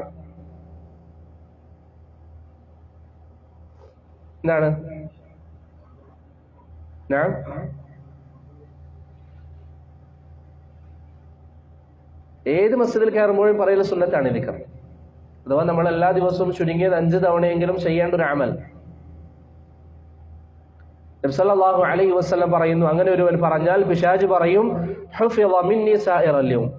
അങ്ങനെ ഒരുവൻ പറഞ്ഞാൽ അന്നത്തെ ദിവസം പിശാച് പറയും അവൻ ഇന്ന് സംരക്ഷിക്കപ്പെട്ടിരിക്കുന്നു. അപ്പൊ പിശാചിന് വലിയ രൂപത്തിൽ സ്വാധീനം ചെലുത്താൻ സാധിക്കുകയില്ല. നമ്മൾ മസ്ജിദിൽ കയറുമ്പോൾ ഇങ്ങനെ പറഞ്ഞാൽ പിശാചിന് വലിയ രീതിയിൽ സ്വാധീനം ചെലുത്താൻ സാധിക്കുകയില്ല എന്ന് റസൂലുള്ളാഹി സ്വല്ലല്ലാഹു അലൈഹി വസല്ലം പറയുന്ന ഹദീസിൽ സ്ഥിരപ്പെട്ടു വന്നിട്ടുണ്ട്. അഊദു ബില്ലാഹിൽ അളീം വബിവജ്ഹിഹിൽ കരീം വസുൽത്താനിഹിൽ ഖദീം മിനശ് ശൈത്താനിർ റജീം. ഇമാം അബൂ ദാവൂദ് റഹിമഹുല്ലാ ഉദ്ധരിക്കുന്ന ഹദീസാണ്. അതുപോലെ തന്നെ ബൈഹഖി അദ്ദേഹത്തിന്റെ ദഅവാത്തുൽ കബീർ എന്ന കിതാബിലും ഈ ഹദീസ് ഉദ്ധരിക്കുന്നുണ്ട്. ഈ 2 ഹദീസുകൾ സ്ഥിരപ്പെട്ടു വന്നതാണ്. പിന്നെ മസ്ജിദിൽ കയറുമ്പോൾ സ്വലാത്ത് പറയുന്ന വിഷയം പണ്ഡിതന്മാർക്കിടയിൽ അഭിപ്രായ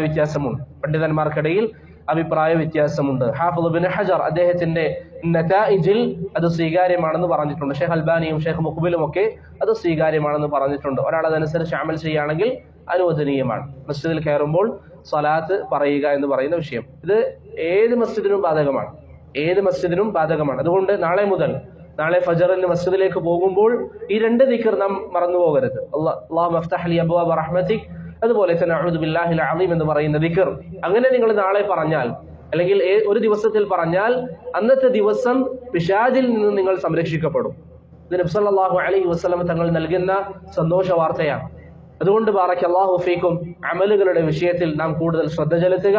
നാം ചെയ്യുന്ന അമലുകളാണ്, എല്ലാ ദിവസവും നാം ചെയ്യുന്ന കാര്യമാണ് മസ്ജിദിൽ കയറുക എന്നുള്ളത്. മസ്ജിദിൽ പോകാത്ത ഒരാളും എൻ്റെ സംസാരം കേൾക്കുന്നവരില്ല എന്നുള്ളത് നമുക്ക് ഉറപ്പുള്ള കാര്യമാണ്.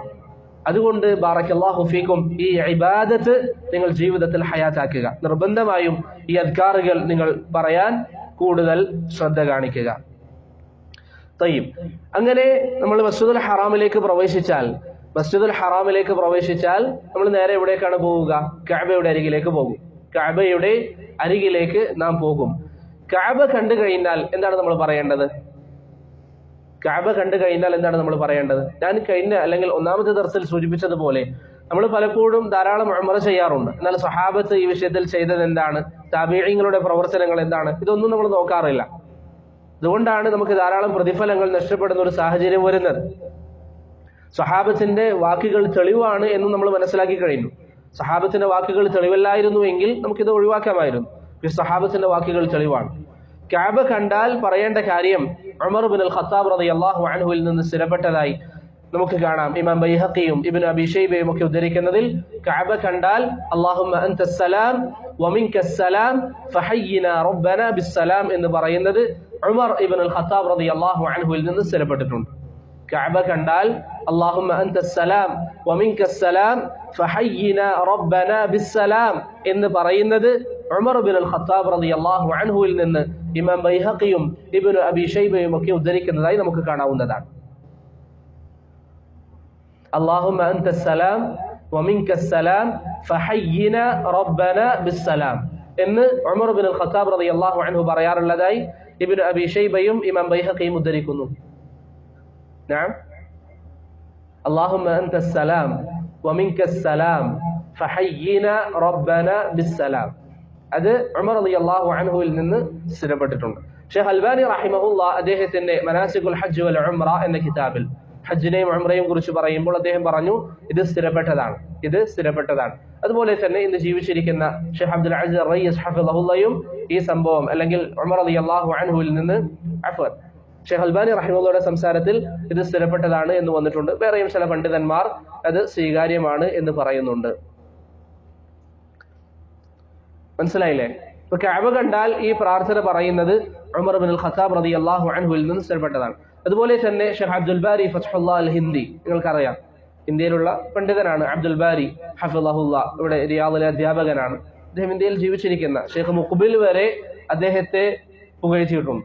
ഷെയ്ഖ് മുഖ്ബിൽ വരെ അദ്ദേഹത്തിൽ നിന്ന് ഇൽമു സ്വീകരിക്കാൻ പറഞ്ഞതായി കാണാം. അദ്ദേഹവും ഇത് സഹീഹാണെന്ന് പറയുന്നുണ്ട്. ഇതനുസരിച്ച് അമൽ ചെയ്യണോ ഇല്ലയോ എന്നുള്ളത് അദ്ദേഹത്തിന്റെ അഭിപ്രായമല്ല ഞാൻ പറയുന്നത്, മറിച്ച് ഇത് ഉമർ റളിയല്ലാഹു അൻഹുവിൽ നിന്ന് സ്ഥിരപ്പെട്ടിട്ടുണ്ട് എന്നുള്ളത് ഷെയ്ഖ് അബ്ദുൽ ബാരി ഫത്ഹുല്ലയും ഞാൻ ഇന്ന് അദ്ദേഹത്തോട് ചോദിച്ചപ്പോൾ അത് സ്ഥിരപ്പെട്ടതാണെന്ന് അദ്ദേഹം പറഞ്ഞിരുന്നു.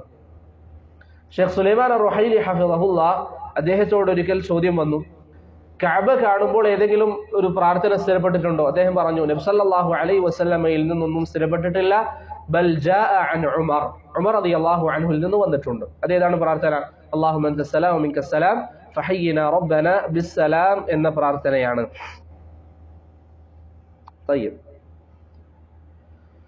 അതുപോലെ തന്നെ കഅബ കണ്ടാൽ ഈ പ്രാർത്ഥന പറയുക. അതുപോലെ തന്നെ കഅബ കണ്ടാൽ സുന്നത്തായ കാര്യമാണ് രണ്ട് കൈകളും ഉയർത്തി ദുആ ചെയ്യുക എന്ന് പറയുന്നു. രണ്ട് കൈകളും ഉയർത്തി ദുആ ചെയ്യുക എന്നുള്ളത് കഅബ കണ്ടാലുള്ള മുസ്തഹബായ കാര്യമാണ്. രണ്ട് കൈകളും ഉയർത്തി നാം ദുആ ചെയ്യുക. ഇവിടെ ശരിക്കും ശ്രദ്ധിക്കുക, നബി സല്ലല്ലാഹു അലൈഹി വസല്ലമ കഅബ കണ്ടയുടൻ കൈ ഉയർത്തിയതായി സ്ഥിരപ്പെട്ടിട്ടുണ്ടോ? ചില ഹദീസുകൾ വന്നിട്ടുണ്ടെങ്കിലും ഹദീസുകൾ അല്ലാഹു അലം ദുർബലമാണ്. നബി സല്ലല്ലാഹു അലൈഹി വസല്ലമയിൽ നിന്ന് വന്നിരിക്കുന്ന ചില ഹദീസുകൾ ദുർബലമാണ്. ഇവിടെ ഒരു കാര്യം നിങ്ങൾ മനസ്സിലാക്കേണ്ടത്, ഇപ്പൊ ചില പ്രവർത്തനങ്ങൾ നമ്മൾ പറയും പ്രവാചകനിൽ നിന്ന് സ്ഥിരപ്പെട്ടിട്ടില്ല, താബിഈൻ അല്ലെങ്കിൽ സഹാബത്തിൽ നിന്ന് സ്ഥിരപ്പെട്ടു. അതിന്റെ അർത്ഥം ഒരു കാരണവശാലും പ്രവാചകൻ അത് ചെയ്തിട്ടുണ്ടാവില്ല എന്നാണോ? അല്ല. ഹദീസുകൾ ദുർബലമാകുന്നത് അതിലേതെങ്കിലും ഒരു റാവിക്ക് പ്രശ്നമുണ്ടായാൽ ഹദീസ് ഉലമാക്കൾ ദുർബലമാക്കും. കാരണം നബി സല്ലല്ലാഹു അലൈഹി വസല്ലമയുടെ വിഷയത്തിൽ സൂക്ഷ്മതയ്ക്ക് എപ്പോഴും മുൻഗണന നൽകും. കാരണം പ്രവാചകൻ പറഞ്ഞു എന്ന് 100% ഉറപ്പുള്ള കാര്യമാണ് പണ്ഡിതന്മാർ അത് പ്രവാചകൻ പറഞ്ഞു എന്ന് പറയുക. അതല്ല എങ്കിൽ അവിടെ പണ്ഡിതന്മാർ ചെറിയ എന്തെങ്കിലും സബബുകൾ ഹദീസിലുണ്ടെങ്കിൽ അത് ദുർബലമാക്കും. മനസ്സിലായില്ലേ? അപ്പോൾ ഞാൻ പറഞ്ഞു വന്നത്, നബി സല്ലല്ലാഹു അലൈഹി വസല്ലമ തങ്ങൾ കൈ ഉയർത്തിയതായി വന്നിരിക്കുന്ന ഹദീസുകളുണ്ട്, പക്ഷെ ആ ഹദീസുകൾ ദുർബലമാണ്. നബി സല്ലല്ലാഹു അലൈഹി വസല്ലമ കൈ ഉയർത്തിയിട്ടില്ല എന്ന് പറയുന്ന ചില റിവായത്തുകളും ജാബിർ ഇബ്നു അബ്ദുല്ലാഹ് റളിയല്ലാഹു അൻഹു ഉദ്ധരിക്കുന്നത് ഇമാം നസഈ ഒക്കെ ഉദ്ധരിച്ചതായി കാണാം. അതും ദുർബലമാണ്. അപ്പോൾ പ്രവാചകനിൽ നിന്ന് ഈ വിഷയത്തിൽ എന്തില്ല? ഒന്നും സ്ഥിരപ്പെട്ട് വന്നിട്ടില്ല. ഉയർത്തണമെന്നോ ഉയർത്തേണ്ട എന്നുള്ളതോ സ്ഥിരപ്പെട്ട് വന്നിട്ടില്ല. എന്നാൽ ഇബ്നു അബീ ശൈബ റഹിമഹുല്ലാഹ് അബ്ദുല്ലാഹ് ഇബ്നു അബ്ബാസ് റളിയല്ലാഹു അൻഹുവിൽ നിന്ന് ഉദ്ധരിക്കുന്ന അസറിൽ കാണാം, അദ്ദേഹം കഅബ കാണുമ്പോൾ കൈ ഉയർത്തി ദുആ ചെയ്യാറുണ്ടായിരുന്നു. ഇബ്നു അബ്ബാസ് റളിയല്ലാഹു അൻഹു കഅബ കാണുമ്പോൾ കൈ ഉയർത്തി ദുആ ചെയ്യാറുള്ളതായി ഇബ്നു അബീ ശൈബ റഹിമഹുല്ലാഹ് ഇബ്നു അബ്ബാസ് റളിയല്ലാഹു അൻഹുവിൽ നിന്ന് ഉദ്ധരിച്ചിട്ടുണ്ട്. ഷെയ്ഖ് അൽബാനി റഹിമഹുല്ലാഹ് അദ്ദേഹത്തിന്റെ മനാസികുൽ ഹജ്ജ് വൽ ഉംറ എന്ന കിതാബിൽ ഇബ്നു അബ്ബാസിന്റെ ഈ പ്രവർത്തനം ഉദ്ധരിക്കുകയും അത് സ്ഥിരപ്പെട്ടതാണ് എന്ന് വിധി നൽകുകയും ചെയ്തു. ഷെയ്ഖ് അൽബാനി റഹിമഹുല്ലാഹ് അത് സ്ഥിരപ്പെട്ടതാണ് എന്ന് വിധി നൽകിയതായി നമുക്ക് കാണാം. അപ്രകാരം തന്നെ കഅബ കാണുമ്പോൾ കൈ ഉയർത്തി ദുആ ചെയ്യുന്ന വിഷയത്തെക്കുറിച്ച് വന്നിരിക്കുന്ന ഹദീസുകളെക്കുറിച്ച് ഇബ്നുൽ ഖയ്യിം റഹിമഹുല്ല അദ്ദേഹത്തിന്റെ അൽ മനാറുൽ മുനീഫിൽ സംസാരിക്കുമ്പോൾ, ഇബ്നുൽ ഖയ്യിമിന് പ്രത്യേകിച്ച് തുല്ലാബുകൾക്ക് ഉപകരിക്കുന്ന കാര്യമാണ്. ഇബ്നുൽ ഖയ്യിമിന് വളരെ പ്രസിദ്ധമായ ഒരു ഗ്രന്ഥമുണ്ട്, അൽ മനാറുൽ മുനീഫ് എന്ന പേരിൽ. ആ കിതാബിന്റെ ഏറ്റവും വലിയ പ്രത്യേകത എന്താണെന്നാൽ, നമ്മൾ പൊതുവെ ഇങ്ങനെ പറയും, ഈ വിഷയത്തിൽ ഒരു ഹദീസും സ്ഥിരപ്പെട്ടിട്ടില്ല. ഉദാഹരണത്തിന് ചില പണ്ഡിതന്മാർ പറഞ്ഞതുപോലെ ഹിജാമ ചെയ്യുന്നത് ഇന്ന ദിവസങ്ങളിൽ നല്ലതാണെന്ന വിഷയത്തിൽ ഒരു ഹദീസും സ്ഥിരപ്പെട്ടിട്ടില്ല എന്ന് ചില പണ്ഡിതന്മാരുടെ സംസാരങ്ങളിൽ വന്നിട്ടുണ്ട്. ഇത്തരത്തിലുള്ള കുല്ലിയാത്തുകൾ അഥവാ ഇന്ന വിഷയത്തിൽ ഒന്നും സ്ഥിരപ്പെട്ടിട്ടില്ല, ഇന്ന കാര്യത്തിൽ ഒന്നും സ്ഥിരപ്പെട്ടിട്ടില്ല എന്നിങ്ങനെ കുല്ലിയാത്തുകൾ നമുക്ക് നൽകുന്ന വളരെ സുന്ദരമായ ഒരു കിതാബാണ് ഇബ്നുൽ ഖയ്യിം റഹിമഹുല്ലയുടെ അൽ മനാറുൽ മുനീഫ്. ഇബ്നുൽ ഖയ്യിമിന്റെ അൽ മനാറുൽ മുനീഫ് വളരെ പ്രധാനപ്പെട്ട കിതാബാണ്, പ്രത്യേകിച്ച് തുല്ലാബുകളെ സംബന്ധിച്ചിടത്തോളം. ഈ കിതാബിൽ ഇബ്നുൽ ഖയ്യിം റഹിമഹുല്ല ഈ വിഷയത്തെക്കുറിച്ച് സംസാരിക്കുമ്പോൾ നബി സല്ലല്ലാഹു അലൈഹി വസല്ലമയിൽ നിന്ന് വന്നിരിക്കുന്ന ആസാറുകളെ കുറിച്ച് അല്ലെങ്കിൽ ഹദീസുകളെ കുറിച്ച് ചർച്ച ചെയ്തു. ശേഷം അദ്ദേഹം പറഞ്ഞു, ലാ യസിഹു റഫഉഹു, അതൊന്നും നബി സല്ലല്ലാഹു അലൈഹി വസല്ലമയിലേക്ക് സ്ഥിരപ്പെടുന്നില്ല. വസ്സഹീഹു വഖ്ഫുഹു അല ഇബ്നു ഉമർ വഇബ്നു അബ്ബാസ് റളിയല്ലാഹു അൻഹും, ഈ വിഷയത്തിൽ സഹീഹായി വന്നിരിക്കുന്നത് ഇബ്നു അബ്ബാസിന്റെയും ഇബ്നു ഉമറിന്റെയും പ്രവർത്തനമാണ് എന്ന്, അല്ലെങ്കിൽ അവരിലേക്കാണ് സ്ഥിരപ്പെട്ടു വന്നത് എന്ന് ഇബ്നുൽ ഖയ്യിം അദ്ദേഹത്തിന്റെ മനാറുൽ മുനീഫിൽ പറയുന്നതായി കാണാം. അപ്പോൾ നാം പറഞ്ഞു വന്നത്, കഅബ കാണുമ്പോൾ കൈ ഉയർത്തി ദുആ ചെയ്യുന്ന വിഷയത്തിൽ നബി സല്ലല്ലാഹു അലൈഹി വസല്ലമയിൽ നിന്നൊന്നും സ്ഥിരപ്പെട്ടിട്ടില്ല. എന്നാൽ ഇബ്നു അബ്ബാസ് റളിയല്ലാഹു അൻഹുവിൽ നിന്ന് സ്ഥിരപ്പെട്ടിട്ടുണ്ട്. ഇബ്നുൽ ഖയ്യിം റഹിമഹുല്ല അത് അംഗീകരിച്ചിട്ടുണ്ട്. അപ്രകാരം തന്നെ ഷെയ്ഖ് അൽബാനി റഹിമഹുല്ല അദ്ദേഹത്തിന്റെ മനാസികുൽ ഹജ്ജ് വൽ ഉംറയിലും ഈ വിഷയം ഇബ്നു അബ്ബാസിൽ നിന്ന് സ്ഥിരപ്പെട്ടിട്ടുണ്ട് എന്ന് പറയുന്നതായി നമുക്ക് കാണാം. ഇബ്നു ഖുദാമ റഹിമഹുല്ല അദ്ദേഹത്തിന് അൽ മുഗ്നിയിൽ പറയുന്നു. ഇബ്നു ഖുദാമയെ നിങ്ങൾക്കറിയാമല്ലോ, അദ്ദേഹം ഹംബലി മദ്ഹബിൽ വലിയ പണ്ഡിതനാണ്. ഹംബലി മദ്ഹബിൽ പ്രത്യേകിച്ച് താരതമ്യം ഫിഖഹിന്റെ 4 മദ്ഹബുകളും ഉദ്ധരിക്കുന്നതിൽ ഏറ്റവും അവലംബിക്കപ്പെടുന്ന ഒരു കിതാബ് എഴുതിയത് ഇബ്നു ഖുദാമയാണ്, അൽ മുഗ്നി. അദ്ദേഹത്തിന് അൽ മുഗ്നിയിൽ ഇബ്നു ഖുദാമ പറയുകയാണ്, വയുസ്തഹബ്ബു റഫ്ഉൽ യദൈനി ഇൻദ റുയത്തിൽ ബൈത്ത്, കഅബ കാണുമ്പോൾ കൈ ഉയർത്തുക എന്ന് പറയുന്നത് മുസ്തഹബ്ബാണ്. റൂവിയ ദാലിക അൻ ഇബ്നു ഉമർ, അത് ഇബ്നു ഉമറിൽ നിന്ന് ഉദ്ധരിക്കപ്പെട്ടിട്ടുണ്ട്. വഇബ്നു അബ്ബാസിൻ, ഇബ്നു അബ്ബാസിൽ നിന്നും അത് ഉദ്ധരിക്കപ്പെട്ടിട്ടുണ്ട്. എവിടെ ഉദ്ധരിക്കപ്പെട്ടത്? നമ്മൾ നേരത്തെ പറഞ്ഞു, ഇബ്നു അബീ ശൈബ റഹിമഹുല്ലാ ഉദ്ധരിച്ചിട്ടുണ്ട്. വബിഹി ഖാല അസ്സൗരി, അതാണ് സുഫിയാൻ അസ്സൗരിയുടെ അഭിപ്രായം. വഇബ്നുൽ മുബാറക്, അബ്ദുല്ലാഹ് ഇബ്നുൽ മുബാറക്കിന്റെ അഭിപ്രായം. വശാഫിഈ, ഇമാം ഷാഫിഈയുടെ അഭിപ്രായം. വഇസ്ഹാഖ്, ഇസ്ഹാഖ് ഇബ്നു റാഹോവയുടെ അഭിപ്രായം എന്ന് ഇമാം ഇബ്നു ഖുദാമ റഹിമഹുല്ല പറയുന്നതായി കാണാം. അപ്പോൾ ഇബ്നു ഖുദാമ റഹിമഹുല്ല സഹാബത്തിന് പുറമെ ഇവിടെ പറഞ്ഞത് ആരൊക്കെയാണ്? സുഫിയാൻ അസ്സൗരി, അബ്ദുല്ലാഹ് ഇബ്നുൽ മുബാറക്, ഇമാം ഷാഫിഈ, ഇസ്ഹാഖ് ഇബ്നു റാഹോയ. അതുപോലെ തന്നെ മസായിലുൽ കൗസജിൽ ഇമാം അഹ്മദിനോട് ഇതിനെക്കുറിച്ച് ചോദിച്ചപ്പോൾ ഇമാം അഹ്മദും അങ്ങനെ ചെയ്യണമെന്ന് പറഞ്ഞതായി നമുക്ക് കാണാം. കഅബ കാണുമ്പോൾ കൈ ഉയർത്തി ദുആ ചെയ്യണമെന്ന് ഇമാം അഹ്മദും പ്രോത്സാഹിപ്പിച്ചതായി മസായിലുൽ കൗസജിൽ വന്നിട്ടുണ്ട്.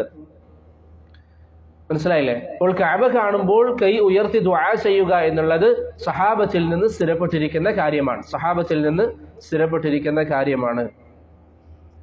8ാമത്തെ വിഷയം കഅബയിലേക്ക് നോക്കുക എന്നുള്ളത്. ഇവിടെ നിങ്ങൾ ശരിക്കും ശ്രദ്ധിക്കുക, സഹാബത്തിന്റെ വാക്കുകൾ തെളിവാണ് എന്നതിൽ 4 മദ്ഹബിലും അഭിപ്രായ വ്യത്യാസമില്ല. സഹാബത്തിന്റെ വാക്കുകൾ തെളിവാണ് എന്നതിൽ 4 മദ്ഹബിലും എന്തില്ല? അഭിപ്രായ വ്യത്യാസമില്ല. 4 മദ്ഹബിലും അത് തെളിവാണ്. ഇമാം ഷാഫിഈയുടെ പഴയ അഭിപ്രായവും പുതിയ അഭിപ്രായവും അനുസരിച്ച് അത് തെളിവാണ്. ചില പണ്ഡിതന്മാർ പുതിയ അഭിപ്രായത്തിൽ തെളിവല്ല എന്ന് പറയുന്നുണ്ടെങ്കിലും അത് ശരിയല്ല. അലായി അദ്ദേഹത്തിന്റെ ചില കിതാബുകളിൽ പറഞ്ഞതുപോലെ ഇമാം ഷാഫിഈയുടെ 2 അഭിപ്രായം അനുസരിച്ചും സഹാബത്തിന്റെ വാക്കുകൾ തെളിവാണ്. എന്നാൽ താബിഈങ്ങളുടെ വാക്കുകൾ നമുക്ക് തെളിവാണോ? ആ വിഷയത്തിൽ അഭിപ്രായ വ്യത്യാസമുണ്ട്. ശരിക്കും മനസ്സിലാക്കുക, ഇത് ഒരു അസ്ലാണ്. താബിഈങ്ങളിൽ നിന്നൊരു അഭിപ്രായം വന്നാൽ അത് നമുക്ക് തെളിവാണോ അല്ലയോ എന്ന വിഷയത്തിൽ അഭിപ്രായ വ്യത്യാസമുണ്ട്. അതുകൊണ്ട് തന്നെ നമ്മൾ ഈ പറയാൻ പോകുന്ന വിഷയത്തിൽ ചില അഭിപ്രായ വ്യത്യാസങ്ങൾ വ്യക്തമാണ് കഅബ നോക്കുന്ന വിഷയത്തിൽ. കാരണം അത് താബിഈങ്ങളിൽ നിന്ന് സ്ഥിരപ്പെട്ടിരിക്കുന്ന ഒരു പ്രവർത്തനമാണ്. എന്നാൽ നമ്മുടെ മുൻഗാമികളായ ഉലമാക്കൾ താബിഈങ്ങളുടെ പ്രവർത്തനം അനുസരിച്ച് അമൽ ചെയ്യാറുണ്ടായിരുന്നോ? ഇമാം അഹ്മദിനെ പോലെയുള്ളവർ അമൽ ചെയ്യാറുണ്ട്. ഉദാഹരണത്തിന് ഇമാം അഹ്മദ് അദ്ദേഹം ഹൈളിനെ കുറിച്ച് സംസാരിക്കുമ്പോൾ, ആർത്തവത്തെക്കുറിച്ച് സംസാരിക്കുമ്പോൾ അദ്ദേഹം പറഞ്ഞു, ഹൈള് ഏറ്റവും ചുരുങ്ങിയത് ഒരു രാത്രിയും പകലുമാണ്, അഥവാ 24 മണിക്കൂറാണ്. ഏറ്റവും ചുരുങ്ങിയത്. അതിൽ കുറഞ്ഞ സമയം കണ്ടാൽ ഹൈലായി പരിഗണിക്കില്ല എന്ന് ഇമാം അഹ്മദിന്റെ അഭിപ്രായം. അതാണ് ഭൂരിപക്ഷം ഉലമാക്കളുടെ അഭിപ്രായം മസ്അലയിൽ. ഇമാം മാലിക് മാത്രമാണ് അതിനെതിരായി പറഞ്ഞിട്ടുള്ളത്. അപ്പോൾ ഇമാം അഹ്മദ് ഈ വിഷയത്തിൽ തെളിവായി പറഞ്ഞത് എന്താണ്? അതാണ് അതാ ബിൻ അബി റബാഹിന്റെ അഭിപ്രായം എന്നുള്ളതാണ്. ശേഷം അദ്ദേഹത്തിന്റെ സംസാരങ്ങളിൽ കാണാം അതാണ് ഈ വിഷയത്തിൽ വന്ന ഏറ്റവും ഉയർന്ന അഭിപ്രായം. കാരണം അതിനുശേഷമുള്ള പണ്ഡിതന്മാർക്കിടയിൽ അഭിപ്രായ വ്യത്യാസം വന്നുവെങ്കിലും താബിഈങ്ങൾക്കിടയിൽ നിന്ന് ഒരു അഭിപ്രായം വന്നാൽ അത് മുൻഗണന നൽകുന്ന ഒരു രീതി ഇമാം അഹ്മദ് പൊതുവെ സ്വീകരിച്ചിരുന്നു. മനസ്സിലാകുന്നുണ്ടോ? അപ്പോൾ ഇമാം അഹ്മദ് റഹിമഹുല്ലാ അതാഇന്റെ അഭിപ്രായങ്ങൾ ചില സാഹചര്യങ്ങളിൽ സ്വീകരിച്ചതായി കാണാം. അപ്പോൾ ഈ വിഷയത്തിൽ, നമ്മൾ ഈ പറയാൻ പോകുന്ന വിഷയത്തിൽ ഒന്നാമതായി നിങ്ങളുടെ മനസ്സിലുണ്ടാകേണ്ടത് അല്ലെങ്കിൽ ഓർമ്മയിൽ ഉണ്ടാകേണ്ടത് താബിഈങ്ങളുടെ പ്രവർത്തനങ്ങൾ നമുക്ക് തെളിവാണോ അല്ലയോ എന്ന വിഷയത്തിൽ അഭിപ്രായ ഭിന്നതയുണ്ട്. അത് ഒന്നാമത്തെ കാര്യം. ഇനി മസല പറഞ്ഞ ശേഷം ഇൻഷാ അല്ലാഹ് ബാക്കി ഒരു വിഷയം കൂടി ഞാൻ സൂചിപ്പിക്കാം. നബി സല്ലല്ലാഹു അലൈഹി വസല്ലമ തങ്ങൾ അവിടുന്ന് ഒരു ഹദീസിൽ ഇപ്രകാരം പറഞ്ഞു, അന്നവറു ഇലൽ കഅബത്തി ഇബാദ, കഅബയിലേക്ക് നോക്കുക എന്ന് പറയുന്നത് ഇബാദത്താണ്. പക്ഷെ അത് ദുർബലമാണ്. ഇമാം ദഹബി റഹിമഹുല്ലാഹി ഇബ്നു അദിയും ഒക്കെ അത് ദുർബലമാണ് എന്ന് പറഞ്ഞിട്ടുണ്ട്. നബി സല്ലല്ലാഹു അലൈഹി വസല്ലം അപ്രകാരം പറഞ്ഞത് സ്ഥിരപ്പെട്ടിട്ടില്ല. എന്നാൽ അതാ ബിൻ അബി റബാഹ് റഹിമഹുല്ലാ താബിഈ പണ്ഡിതൻ, അതാ ബിൻ അബി റബാഹ് റഹിമഹുല്ലാ താബിഈ പണ്ഡിതൻ, അദ്ദേഹം ആരുടെ വിദ്യാർത്ഥിയാണ്? അതാ ആരുടെ വിദ്യാർത്ഥിയാണ്?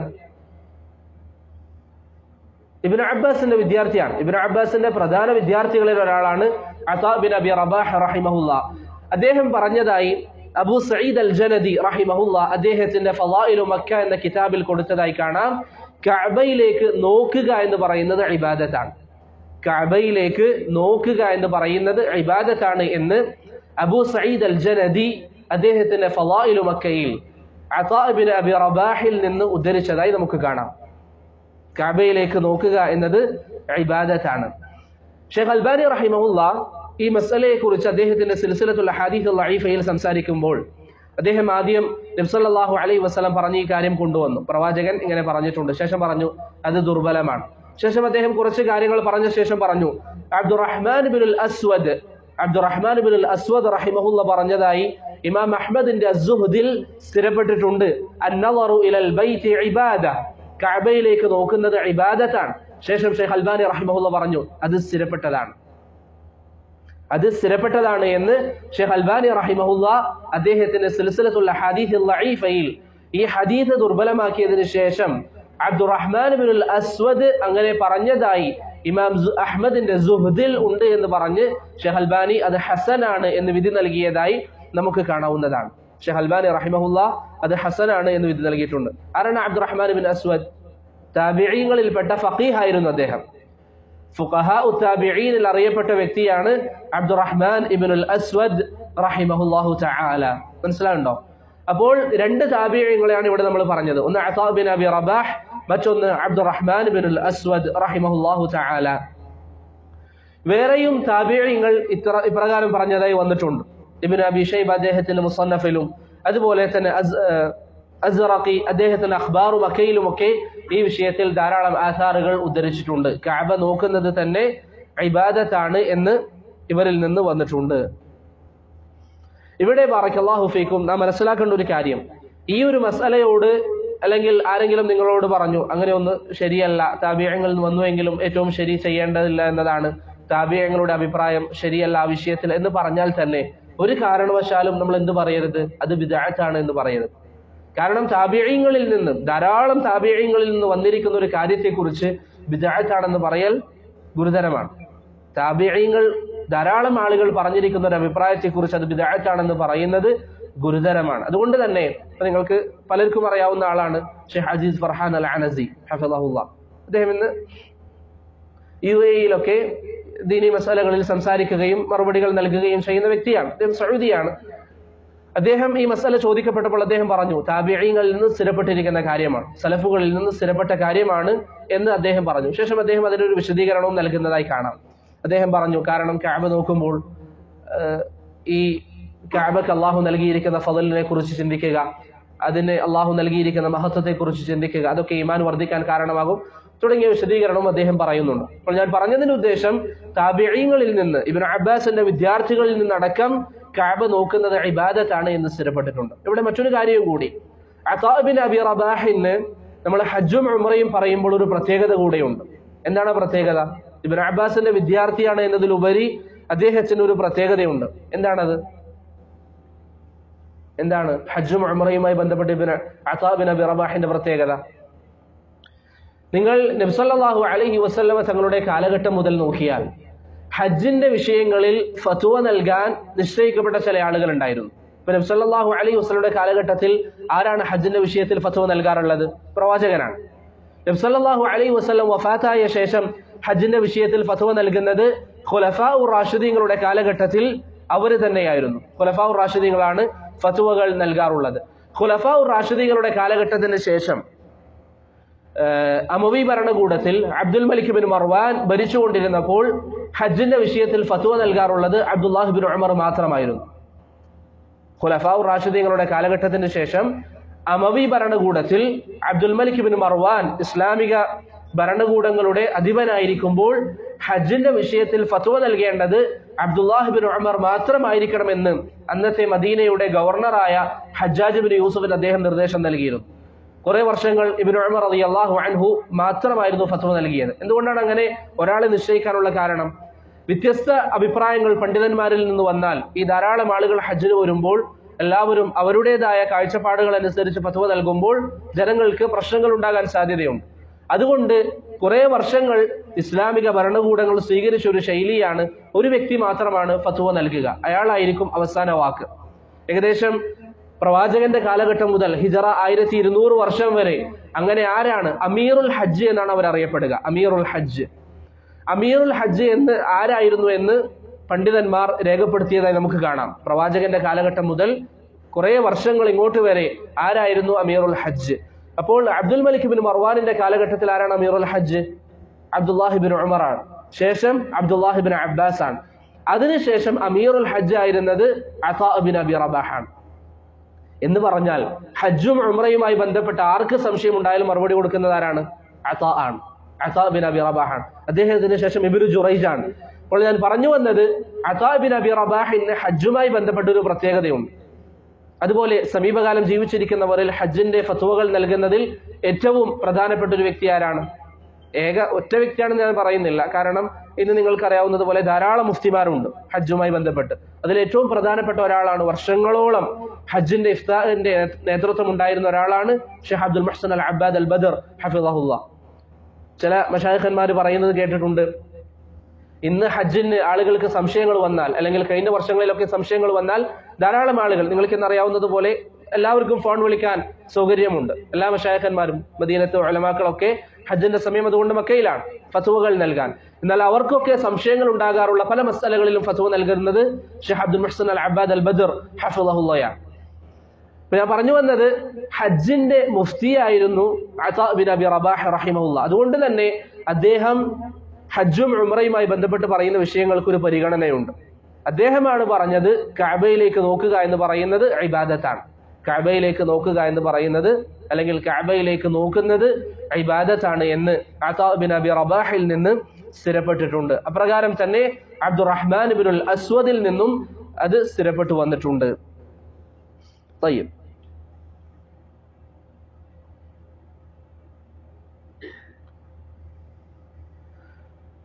ഒരു മസല കൂടി പറഞ്ഞ് ഇൻഷാ അല്ലാഹ് നമുക്ക് അവസാനിപ്പിക്കാം. ഇതോടുകൂടി നമ്മൾ ഈ പറഞ്ഞ മക്കയിലേക്ക് പ്രവേശിച്ചു, അങ്ങനെ കഅബ കണ്ടു, ഈ പറഞ്ഞ അദ്കാറുകളൊക്കെ നമ്മൾ പാലിച്ചു. ശേഷം നമ്മൾ ചെയ്യേണ്ടത് എന്താണ്? ഹജറുൽ അസ്വദിന്റെ അരികിലേക്ക് പോവുകയും തവാഫ് ആരംഭിക്കുകയും ചെയ്യുക. ഉംറയുടെ രണ്ടാമത്തെ റുക്നായ തവാഫിലേക്ക് നാം പ്രവേശിക്കുകയും ചെയ്യുക. തയ്യിബ്. തവാഫ് തുടങ്ങുന്നതിന് മുമ്പ് നാം ചെയ്യേണ്ട കാര്യം എന്താണ്? ഇൽത്തിബാ ആണ്. ഇൽത്തിബാ എന്ന് പറഞ്ഞാൽ നമ്മുടെ വലത് ഭാഗത്തെ ഷോൾഡർ പ്രകടമാക്കിക്കൊണ്ട് ഉംറ വസ്ത്രം നാം ധരിക്കുക.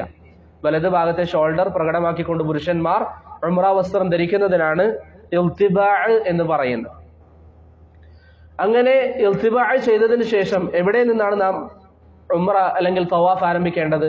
ഹജറുൽ അസ്വദിന്റെ ഭാഗത്ത് നിന്ന്. ഹജറുൽ അസ്വദിന്റെ ഭാഗത്ത് നിന്നാണ് നാം ഉംറ അല്ലെങ്കിൽ തവാഫ് ആരംഭിക്കേണ്ടത്. ഹജറുൽ അസ്വദിന്റെ ഭാഗത്ത് നിന്ന് ഒരുവൻ ആരംഭിച്ചിട്ടില്ല എങ്കിൽ അവന്റെ തവാഫിന്റെ വിധി എന്താണ്? ആ ഒരു ഷൗത്ത് മാത്രം ബാത്തിലാകും, ആ ഒരു റൗണ്ട് മാത്രം ബാത്തിലാകും. മനസ്സിലായില്ലേ? ഹജറുൽ അസ്വദ് ഇപ്പോൾ ഒരാൾ ഹജറുൽ അസ്വദിന്റെ ഭാഗത്ത് നിന്നല്ലാതെ മറ്റൊരു ഭാഗത്ത് നിന്നാണ് തുടങ്ങുന്നതെങ്കിൽ ആ ഒരു റൗണ്ട് മാത്രം ബാത്തിലാകും. അതല്ലാതെ ബാക്കിയുള്ള റൗണ്ടുകൾ ശരിയാണ്. ഹജറുൽ അസ്വദിന്റെ ഭാഗത്ത് നിന്ന് തന്നെ തവാഫ് തുടങ്ങണമെന്ന വിഷയത്തിൽ ഇജ്മാ ഉണ്ട്. ഇമാം ഷാഫിഈ അദ്ദേഹത്തിന്റെ അൽ ഉമ്മിൽ ഈ വിഷയത്തിൽ ഇജ്മാ ഉദ്ധരിച്ചതായി കാണാം. ഇമാം ഷാഫിഈ അദ്ദേഹത്തിന്റെ അൽ ഉമ്മിൽ ഈ വിഷയത്തിൽ ഇജ്മാ ഉദ്ധരിച്ചതായി നമുക്ക് കാണാവുന്നതാണ്.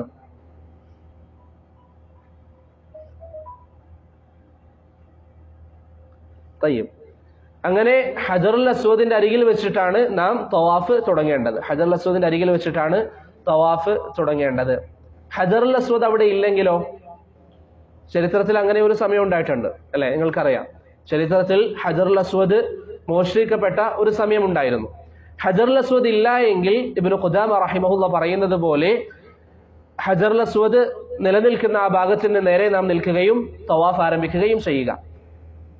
ഹജറുൽ അസ്വദിനോട് നമ്മൾ ചെയ്യേണ്ട കാര്യങ്ങൾ എന്തൊക്കെയാണെന്നുള്ളത് ഇൻഷാ അല്ലാഹ് നമുക്ക് വരും. അപ്പോൾ ഹജറുൽ അസ്വദിന്റെ ഭാഗത്ത് നാം നിൽക്കുകയും ഹജറുൽ അസ്വദ് ആ ഭാഗത്ത് നിന്ന് ഉംറ ആരംഭിക്കുകയും ചെയ്യുക. എപ്പോഴാണ് ഹജറുൽ അസ്വദ് മോഷ്ടിക്കപ്പെട്ടത്? ഹാഫിദ് ഇബ്നു കസീർ റഹിമഹുല്ലാഹ് അദ്ദേഹത്തിന് അൽ ബിദായത്ത് വൻ നിഹായയിൽ പറയുന്നു, ഹിജറ 317 വർഷം. ഹിജറ 317 വർഷത്തിലാണ് ഹജറുൽ അസ്വദ് മോഷ്ടിക്കപ്പെട്ടത്. ഖറാമിത്ത എന്ന് പറയുന്ന ഒരു വിഭാഗം മക്കയിലേക്ക് വരികയും ഹജറുൽ അസ്വദ് മോഷ്ടിക്കുകയും ചെയ്തു. അബൂ താഹിർ സുലൈമാൻ അൽ ജന്നാബി എന്ന് പറയുന്ന ഖറാമിത്തകളുടെ ഒരു നേതാവ്, അബൂ താഹിർ സുലൈമാൻ അൽ ജന്നാബി എന്ന് പറയുന്ന ഖറാമിത്തകളുടെ നേതാവ് കുറച്ച് ആളുകളുമായി മക്കയിലേക്ക് വരികയും അന്ന് യൗമു തർവിയയുടെ ദിവസത്തിൽ അഥവാ ഹജ്ജ് തുടങ്ങുന്ന ദിവസത്തിൽ അവൻ മക്കയിലേക്ക് പ്രവേശിക്കുകയും ഹാജിമാരെ കൊന്നൊടുക്കുകയും ചെയ്തു. ചരിത്രത്തിന്റെ കിതാബുകൾ പറയുന്നതനുസരിച്ച് 30,000-ഓളം ഹാജിമാരെ അവൻ കൊന്നു. ശേഷം ഈ ഹാജിമാരെയൊക്കെ ധാരാളം ആളുകളെ സംസം കിണറിലേക്ക് വലിച്ചിടുകയും അങ്ങനെ മൊത്തം മക്കയിൽ വളരെ മോശമായൊരു അവസ്ഥ സൃഷ്ടിക്കുകയും ചെയ്തു. ഹറമിന്റെ അല്ലെങ്കിൽ കഅബയുടെ വാതിലുകൾ തകർത്തു, അതിന്റെ കിസ്വ കീറി, അങ്ങനെ ഹറമിനെ വല്ലാതെ തരത്തിൽ മോശമായൊരു അവസ്ഥയുണ്ടാക്കുകയും ഹാജിമാരെയൊക്കെ കൊല്ലുകയും കഅബയുടെ വാതിലിൽ ഇരുന്ന് അള്ളാഹുവിനെ വെല്ലുവിളിക്കുന്ന അവസ്ഥയും ഉണ്ടായി. അള്ളാഹു സുബ്ഹാനഹു വ തആലയെ കുറിച്ച് മോശമായി പറഞ്ഞു. അങ്ങനെ കഅബയുടെ മുകളിലുള്ള മീസാബ് ഉണ്ട്, ഒരു പാത്തിയുണ്ട്, ഇന്നും അത് കാണാം. അത് പൊളിക്കാൻ ഖറാമിത്തി അബൂ താഹിർ സുലൈമാൻ അൽ ജന്നാബി എന്ന് പറയുന്ന ഈ വ്യക്തി ഒരാളെ ഏർപ്പാടാക്കി. അയാളോട് കഅബയുടെ മുകളിൽ കയറി അത് പൊളിക്കാൻ വേണ്ടി പറഞ്ഞു. പക്ഷെ അദ്ദേഹം അത് പൊളിക്കാൻ വേണ്ടി ശ്രമിക്കുന്നതിനിടയിൽ താഴേക്ക് വീണ് മരിച്ചു. അപ്പോൾ ആ ഒരു ശ്രമം ഒഴിവാക്കി. ഇങ്ങനെ കഅബയിൽ വളരെ മോശമായ പ്രവർത്തനങ്ങൾ നടത്തുകയും അവസാനം ഹജറുൽ അസ്വദ് അവിടെ നിന്ന് എടുത്തു കൊണ്ടുപോവുകയും ചെയ്തു. ഹജറുൽ അസ്വദ് ഹിജറ 317 അവിടെ നിന്ന് കൊണ്ടുപോവുകയും ചെയ്തു. ഏകദേശം 22 വർഷങ്ങളോളം കറാമിത്തകളുടെ കയ്യിലായിരുന്നു ഹജറുൽ അസ്വദ് ഉണ്ടായിരുന്നത്. എവിടേക്കാണ് അവർ കൊണ്ടുപോയത്? ഖതീഫിന്റെ ഭാഗത്തേക്ക്, ഏകദേശം അൽ അഹ്സാഇന്റെ ഭാഗത്തേക്ക് അവർ കൊണ്ടുപോവുകയും അവിടെ ഹജറുൽ അസ്വദ് അവർ വെക്കുകയും അവിടെ ഒരു കഅബയുടെ രൂപത്തിൽ പണിയുകയും ചെയ്തു. ധാരാളം ആളുകൾ ഹജറുൽ അസ്വദ് തിരിച്ചു നൽകാൻ അവരോട് ആവശ്യപ്പെട്ടു. എത്രത്തോളം എന്ന് പറഞ്ഞാൽ അന്ന് മക്ക ഭരിച്ചിരുന്നത് ആരാണ്? ഹിജറ 317 4-ാം നൂറ്റാണ്ടിൽ അബ്ബാസി ഭരണകൂടമാണ്, അബ്ബാസികളാണ്. അന്ന് മക്കയുടെ ഭരണാധികാരി ഇവർ ഹജറുൽ അസ്വദ് കൊണ്ടുപോകുമ്പോൾ അതിന്റെ പിന്നാലെ ഒരു സൈന്യവുമായി പുറപ്പെടുകയും ഹജറുൽ അസ്വദ് വിട്ടുതരണമെന്ന് ജന്നാബിയോട് ആവശ്യപ്പെടുകയും ചെയ്തുവെങ്കിലും ഹജറുൽ അസ്വദ് വിട്ടുകൊടുക്കാൻ കൂട്ടാക്കിയില്ല എന്ന് മാത്രമല്ല, ഇവരോട് യുദ്ധം ചെയ്യുകയും മക്കയുടെ ഭരണാധികാരി അടക്കം കൊന്നുകളയുകയും ചെയ്തു. അങ്ങനെ അത്രയും വലിയ ദുൽമ് കാഴ്ചവെച്ച ഒരു വിഭാഗമായിരുന്നു ഖറാമിത്തകൾ എന്ന് പറയുന്നത്. അങ്ങനെ അവരുടെ അരികിൽ ഹജറുൽ അസ്വദ് 22 വർഷത്തോളം സൂക്ഷിച്ചു.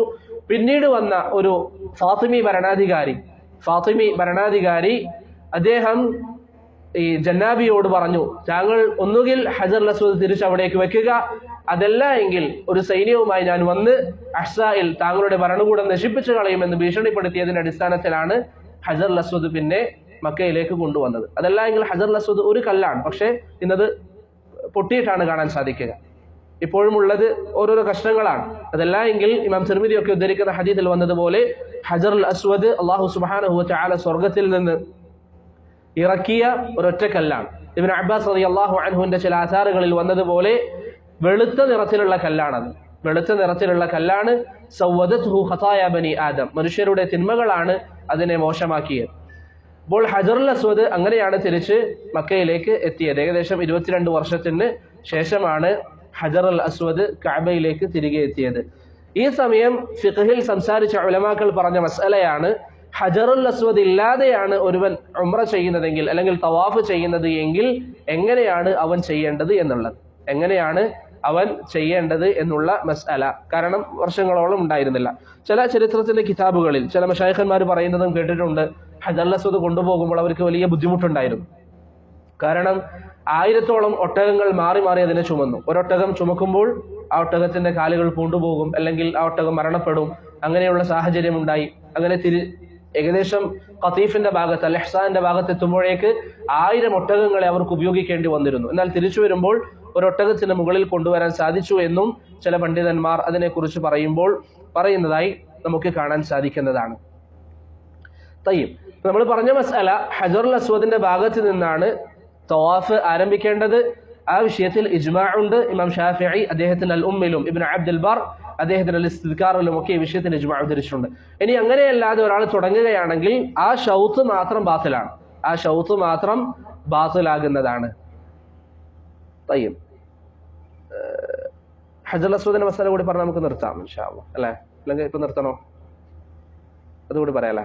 തയ്യിബ്, ഹജറുൽ അസ്വദുമായി ബന്ധപ്പെട്ട് നാം ശ്രദ്ധിക്കേണ്ട ചില കാര്യങ്ങൾ. ഹജറുൽ അസ്വദിന്റെ ഫളായിലുകൾ ചിലത് ഞാൻ പറഞ്ഞല്ലോ. ഒന്ന്, അത് സ്വർഗത്തിൽ നിന്ന് അല്ലാഹു സുബ്ഹാനഹു വ തആല ഇറക്കിയിരിക്കുന്ന കല്ലാണ്. രണ്ടാമത്തേത് ഇബ്നു അബ്ബാസ് റളിയല്ലാഹു അൻഹുവിന്റെ ആസാറുകളിൽ വന്നതുപോലെ അത് പ്രവാചകനിൽ നിന്ന് സ്ഥിരപ്പെട്ട എന്നതിൽ അഭിപ്രായ വ്യത്യാസമുണ്ട്. എന്നാലും ഇബ്നു അബ്ബാസ് റളിയല്ലാഹു അൻഹുവിൽ നിന്ന് സ്ഥിരപ്പെട്ടതാണ്. അത് വെളുത്ത നിറത്തിലായിരുന്നു, പക്ഷേ ജനങ്ങളുടെ പാപങ്ങളാണ് അതിനെ കറുപ്പിച്ച് കളഞ്ഞത്. അതുപോലെ തന്നെ നബി സല്ലല്ലാഹു അലൈഹി വസല്ലമ തങ്ങൾ പറഞ്ഞതായി ചില ഹദീസുകളിൽ കാണാം, അവസാന നാളിൽ ഹജറുൽ അസ്വദിന് അല്ലാഹു സുബ്ഹാനഹു വ തആല കാഴ്ചശക്തി നൽകും. അതുപോലെ തന്നെ സംസാരിക്കാനുള്ള നാവും അതിനുണ്ടാകും. അതിനെ സ്പർശിച്ചവർക്ക് വേണ്ടി അത് അല്ലാഹു സുബ്ഹാനഹു വ തആലയുടെ അരികിൽ സാക്ഷി പറയുമെന്ന് നബി സല്ലല്ലാഹു അലൈഹി വസല്ലമ തങ്ങൾ പറഞ്ഞതായി ചില ഹദീസുകളിൽ സ്ഥിരപ്പെട്ടു വന്നിട്ടുണ്ട്.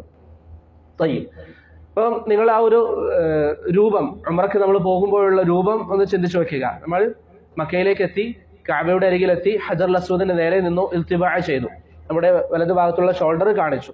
പിന്നെ എന്താണ് നമ്മൾ ചെയ്യേണ്ടത്? ഉംറ ആരംഭിക്കുക എന്നുള്ളതാണ്. തവാഫ് ആരംഭിക്കുക എന്നുള്ളതാണ്. തവാഫ് ആരംഭിക്കുമ്പോൾ ആദ്യം ഹജറുൽ അസ്വദിന് അവിടെ നിന്നാണല്ലോ നമ്മൾ തുടങ്ങുക. ഹജറുൽ അസ്വദിന് നമ്മൾ എന്തൊക്കെയാണ് ചെയ്യേണ്ടത്?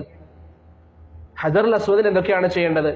ഒന്നാമത്തെ രൂപം, ഏറ്റവും പരിപൂർണമായ രൂപം, ഹജറുൽ അസ്വദിനെ ചുംബിക്കുകയും അതിന് മുകളിൽ സുജൂദ് ചെയ്യുകയും ചെയ്യുക. ഹജറുൽ അസ്വദിനെ ചുംബിക്കുകയും അതിന് മുകളിൽ സുജൂദ് ചെയ്യുകയും ചെയ്യുക. അബ്ദുർ റസാഖ് അസ്സനആനിയുടെ മുസന്നഫിൽ ഇബ്നു അബ്ബാസ് റളിയല്ലാഹു അൻഹുവിൽ നിന്ന് സ്ഥിരപ്പെട്ടതായി കാണാം, അദ്ദേഹം ഹജറുൽ അസ്വദിന്റെ മുകളിൽ 3 തവണ സുജൂദ് ചെയ്തിരുന്നു. സുജൂദ് ചെയ്യുക എന്ന് പറഞ്ഞ എന്ത് ഉദ്ദേശം? അതിന് മുകളിൽ നെറ്റി വെക്കുക, അതിന് മുകളിൽ നമ്മുടെ നെറ്റി വെക്കുക. ഇബ്നു അബ്ബാസ് റളിയല്ലാഹു അൻഹു 3 തവണ അങ്ങനെ ചെയ്യാറുള്ളതായി മുസന്നഫ് അബ്ദുർ റസാഖിൽ സ്ഥിരപ്പെട്ടിട്ടുണ്ട്. അത് ചെയ്യേണ്ട രൂപം, ആദ്യം അത് ചുംബിക്കുക, പിന്നെ അതിന് മുകളിൽ നെറ്റിവെക്കുക, വീണ്ടും ചുംബിക്കുക, അതിന് മുകളിൽ നെറ്റിവെക്കുക, വീണ്ടും ചുംബിക്കുക, വീണ്ടും അതിന് മുകളിൽ നെറ്റിവെക്കുക. ഇങ്ങനെ 2, 3 തവണയായിട്ട് ചുംബിക്കുകയും നെറ്റിവെക്കുകയും ചെയ്യുക എന്നുള്ളത് അബ്ദുല്ലാഹി ഇബ്നു അബ്ബാസ് റളിയല്ലാഹു അൻഹുവിൽ നിന്ന് സ്ഥിരപ്പെട്ടതാണ്. ഇത് ചെയ്യാൻ സാധിക്കുമെങ്കിൽ ഇതാണ് ഏറ്റവും അഫ്ളൽ. ഇത് ചെയ്യാൻ സാധിക്കുമെങ്കിൽ ഇതാണ് ഏറ്റവും പൂർണ്ണമായ രൂപം. രണ്ടാമത്തെ കാര്യം നാം ശ്രദ്ധിക്കേണ്ടത് ഹജറുൽ അസ്വദുമായി ബന്ധപ്പെട്ടുള്ള പ്രവർത്തനങ്ങൾ. ഹജറുൽ അസ്വദ് ചുംബിക്കുന്നതാണെങ്കിലും അത് വ്യക്തമാണ്, ഹജറുൽ അസ്വദിന് നേരെ നമ്മൾ ആംഗ്യം കാണിക്കുന്നതാണെങ്കിലും ഒക്കെ ഹജറുൽ അസ്വദിനെ നമ്മൾ ശരീരം കൊണ്ട് അഭിമുഖീകരിക്കാൻ വേണ്ടി ശ്രമിക്കുക. കേവലം ഇന്ന് പല ആളുകളും ചെയ്യെന്താ, തവാഫ് ചെയ്തുകൊണ്ടിരിക്കുമ്പോൾ ഒരു കൈ മാത്രം ഉയർത്തും, അങ്ങനെയല്ല. മറിച്ച് നമ്മുടെ ശരീരം ഒന്നടങ്കം ഹജറുൽ അസ്വദിന് നേരെ തിരിയണം. ശരീരം ഒന്നടങ്കം ഹജറുൽ അസ്വദിന് നേരെ തിരിയണം. സഹീഹ് മുസ്ലിമിൽ ജാബിർ ഇബ്നു അബ്ദുല്ലാ റളിയല്ലാഹു അൻഹുവിൽ നിന്ന് വന്ന ഹദീസിൽ ഇതിലേക്കുള്ള സൂചനയുണ്ട്. അനസ് ഇബ്നു മാലിക് റളിയല്ലാഹു അൻഹു അങ്ങനെ ചെയ്യാറുള്ളതായി ഇബ്നു അബി ശൈബ റഹിമഹുല്ലാഹ് അദ്ദേഹത്തിന്റെ മുസന്നഫിൽ ഉദ്ധരിക്കുന്നതിൽ വ്യക്തമായി സ്ഥിരപ്പെട്ടിട്ടുണ്ട്. മനസ്സിലായി നിങ്ങൾക്ക്? ഇപ്പൊ നിങ്ങൾ നടന്നു പോകുമ്പോൾ രണ്ടാമത്തെ റൗണ്ട് നിങ്ങൾ തുടങ്ങുകയാണ്. ഇപ്പൊ നമ്മൾ സ്വാഭാവികമായിട്ടും നമ്മൾ ഇടതുവശത്താണ് കഅബ ഉണ്ടാവുക, അല്ലെ? ഇടതുവശത്താണ് കഅബ ഉണ്ടാവുക. ഈ സമയം ആ ഇടതുവശത്ത് കഅബയാക്കിക്കൊണ്ട് അല്ലാഹു അക്ബർ അല്ലെങ്കിൽ ബിസ്മില്ലാ എന്ന് പറയുന്നതിന് പകരം നമ്മുടെ ശരീരം ഒന്നടങ്കം കഅബയിലേക്ക് തിരിയുക. ശരീരം ഒന്നടങ്കം കഅബയിലേക്ക് തിരിയുക എന്നുള്ളതാണ് സുന്നത്ത്. അതാണ് ഷാഫിഈ മദ്ഹബിന്റെ വീക്ഷണം. ഹംബലി മദ്ഹബിൽ ബഹുഭൂരിപക്ഷം ഉലമാക്കളും ആ ഒരു വീക്ഷണം തന്നെ പറഞ്ഞവരാണ്. ഇപ്പൊ രണ്ട് കാര്യങ്ങൾ നമ്മൾ പറഞ്ഞു. ഒന്ന്, ഹജറുൽ അസ്വദിന്റെ മുകളിൽ സുജൂദ് ചെയ്യുകയും ചുംബിക്കുകയും ചെയ്യുക. രണ്ടാമത്തേത്, ഹജറുൽ അസ്വദിന് നേരെ ശരീരം തിരിച്ചുകൊണ്ടായിരിക്കണം ഈ പറയുന്ന പ്രവർത്തനങ്ങളൊക്കെ നാം ചെയ്യേണ്ടത്. മൂന്നാമത്തേത്, ഹജറുൽ അസ്വദ് ചുംബിക്കുക എന്നുള്ളതാണ്. ഇപ്പൊ നമുക്ക് നെറ്റി വെക്കാൻ സാധിക്കുന്നില്ല, അങ്ങനെയാണെങ്കിൽ ഹജറുൽ അസ്വദ് ചുംബിക്കുക. ഹജറുൽ അസ്വദ് ചുംബിക്കുക. നിങ്ങൾക്ക് ആ വിഷയത്തിൽ വന്ന ഹദീസ് എല്ലാവർക്കും അറിയാം. ഉമർ ഇബ്നുൽ ഖത്താബ് റളിയല്ലാഹു അൻഹു അത് നോക്കിക്കൊണ്ട് പറയാറുണ്ട്, നീ ഒരു കല്ലാണെന്ന് എനിക്കറിയാം, നബി സല്ലല്ലാഹു അലൈഹി വസല്ലം ചുംബിക്കുന്നത് കണ്ടുകൊണ്ട് ഞാൻ ചുംബിക്കുന്നു. അപ്പൊ അതുകൊണ്ട് തന്നെ ഇമാം ബുഖാരി മുസ്ലിം ഒക്കെ ഉദ്ധരിച്ച സംഭവമാണ് ഹജറുൽ അസ്വദ് ചുംബിക്കുക എന്ന് പറയുന്നത്. അപ്പൊ ആ ഒരു മർത്തബ നിങ്ങളുടെ മനസ്സിലുണ്ടാവണം. ഒന്നാമത്തേത് പരിപൂർണമായ രൂപം, അതിന്റെ മുകളിൽ നെറ്റിവെക്കുകയും ചുംബിക്കുകയും ചെയ്യുക. രണ്ടാമത്തേത് കേവലം ചുംബിക്കുക എന്നുള്ളത് മാത്രം. ഇവിടെ ശ്രദ്ധിക്കേണ്ട ഒരു കാര്യം, ഹജറുൽ അസ്വദിനെ ചുംബിക്കുന്നത് എന്തുദ്ദേശത്തിലാണ്? നബി സല്ലല്ലാഹു അലൈഹി വസല്ലം ചുംബിച്ചത് കൊണ്ട് അല്ലെ. അപ്പൊ അത് ബഹുമാന സൂചകമായിട്ടുള്ള ബഹുമാന സൂചകമായിട്ടാണ് നാം അത് ചെയ്യുന്നത്. മാത്രമല്ല നമ്മുടെ പാപങ്ങൾ അതിലൂടെ മാപ്പാക്കപ്പെടുകയും ചെയ്യും. അപ്പൊ അത് ബഹുമാനത്തിന്റെ ഭാഗമാണ്. ഇബ്നു ഹജർ അൽ അസ്ഖലാനി റഹിമഹുല്ലാ അദ്ദേഹത്തിന്റെ ഫത്ഹുൽ ബാരിയിൽ പറഞ്ഞതായി കാണാം, ഹജറുൽ അസ്വദ് ചുംബിക്കുമ്പോൾ ശബ്ദമില്ലാതെ റഖീഖായിക്കൊണ്ട് ചുംബിക്കാൻ വേണ്ടി ശ്രമിക്കണം. ശബ്ദമില്ലാതെ പതുക്കെ അത് ചുംബിക്കുക. ഇപ്പൊ ഏതുപോലെ നമ്മൾ ഏതെങ്കിലും അഹ്ലുസുന്നയുടെ ഒരു ആലിമിനെ കണ്ട് നിങ്ങളിപ്പോൾ ചുംബിക്കുകയാണെങ്കിൽ, അല്ലെങ്കിൽ നമ്മുടെ വാപ്പയെ നമ്മൾ ചുംബിക്കുകയാണെങ്കിൽ ശബ്ദമെടുത്തുകൊണ്ടല്ല ചുംബിക്കുക, മറിച്ച് അതൊരു ബഹുമാനത്തിന്റെ ചുംബനമാണ്. അപ്പൊ ആ ഒരു രീതിയിൽ എന്ന് പറഞ്ഞാൽ എന്താ പറയാ, അവിടെ ചുംബനം സമയത്ത് ഒരു ശബ്ദം ഉണ്ടാകരുത്, മറിച്ച് പതുക്കെ ഒരു ബഹുമാന സൂചകമായിട്ടാണ് അത് ചെയ്യേണ്ടത്. ഇപ്പൊ നമുക്ക് അള്ളാഹുവിന്റെ തൗഫീഖ് കൊണ്ട് ഹജർ ചുംബിക്കാൻ ഒരു അവസരം കിട്ടിയാൽ ചില ആളുകളൊക്കെ ചെയ്യുന്നത് പോലെ അവിടെ വെച്ച് പിന്നെ എടുക്കില്ല. അങ്ങനെയല്ല, കേവലം ഒന്ന് ചുംബിക്കുക, ശബ്ദമില്ലാതെ ബഹുമാനത്തോടുകൂടി ചുംബിക്കുക. പിന്നെ ഈ പറഞ്ഞ സുജൂദിന്റെ കാര്യം നമ്മൾ ചെയ്യുകയാണെങ്കിൽ ഇത് മറ്റൊരു മസ്അല. മനസ്സിലാകുണ്ടോ? ഇബ്നു ഹജർ അൽ അസ്ഖലാനി റഹിമഹുല്ലാ സൂചിപ്പിച്ച കാര്യമാണ് ശബ്ദമില്ലാതെ ചുംബിക്കാൻ വേണ്ടി ശ്രമിക്കുക. അപ്പൊ അതാണ് മൂന്നാമത്തെ കാര്യം.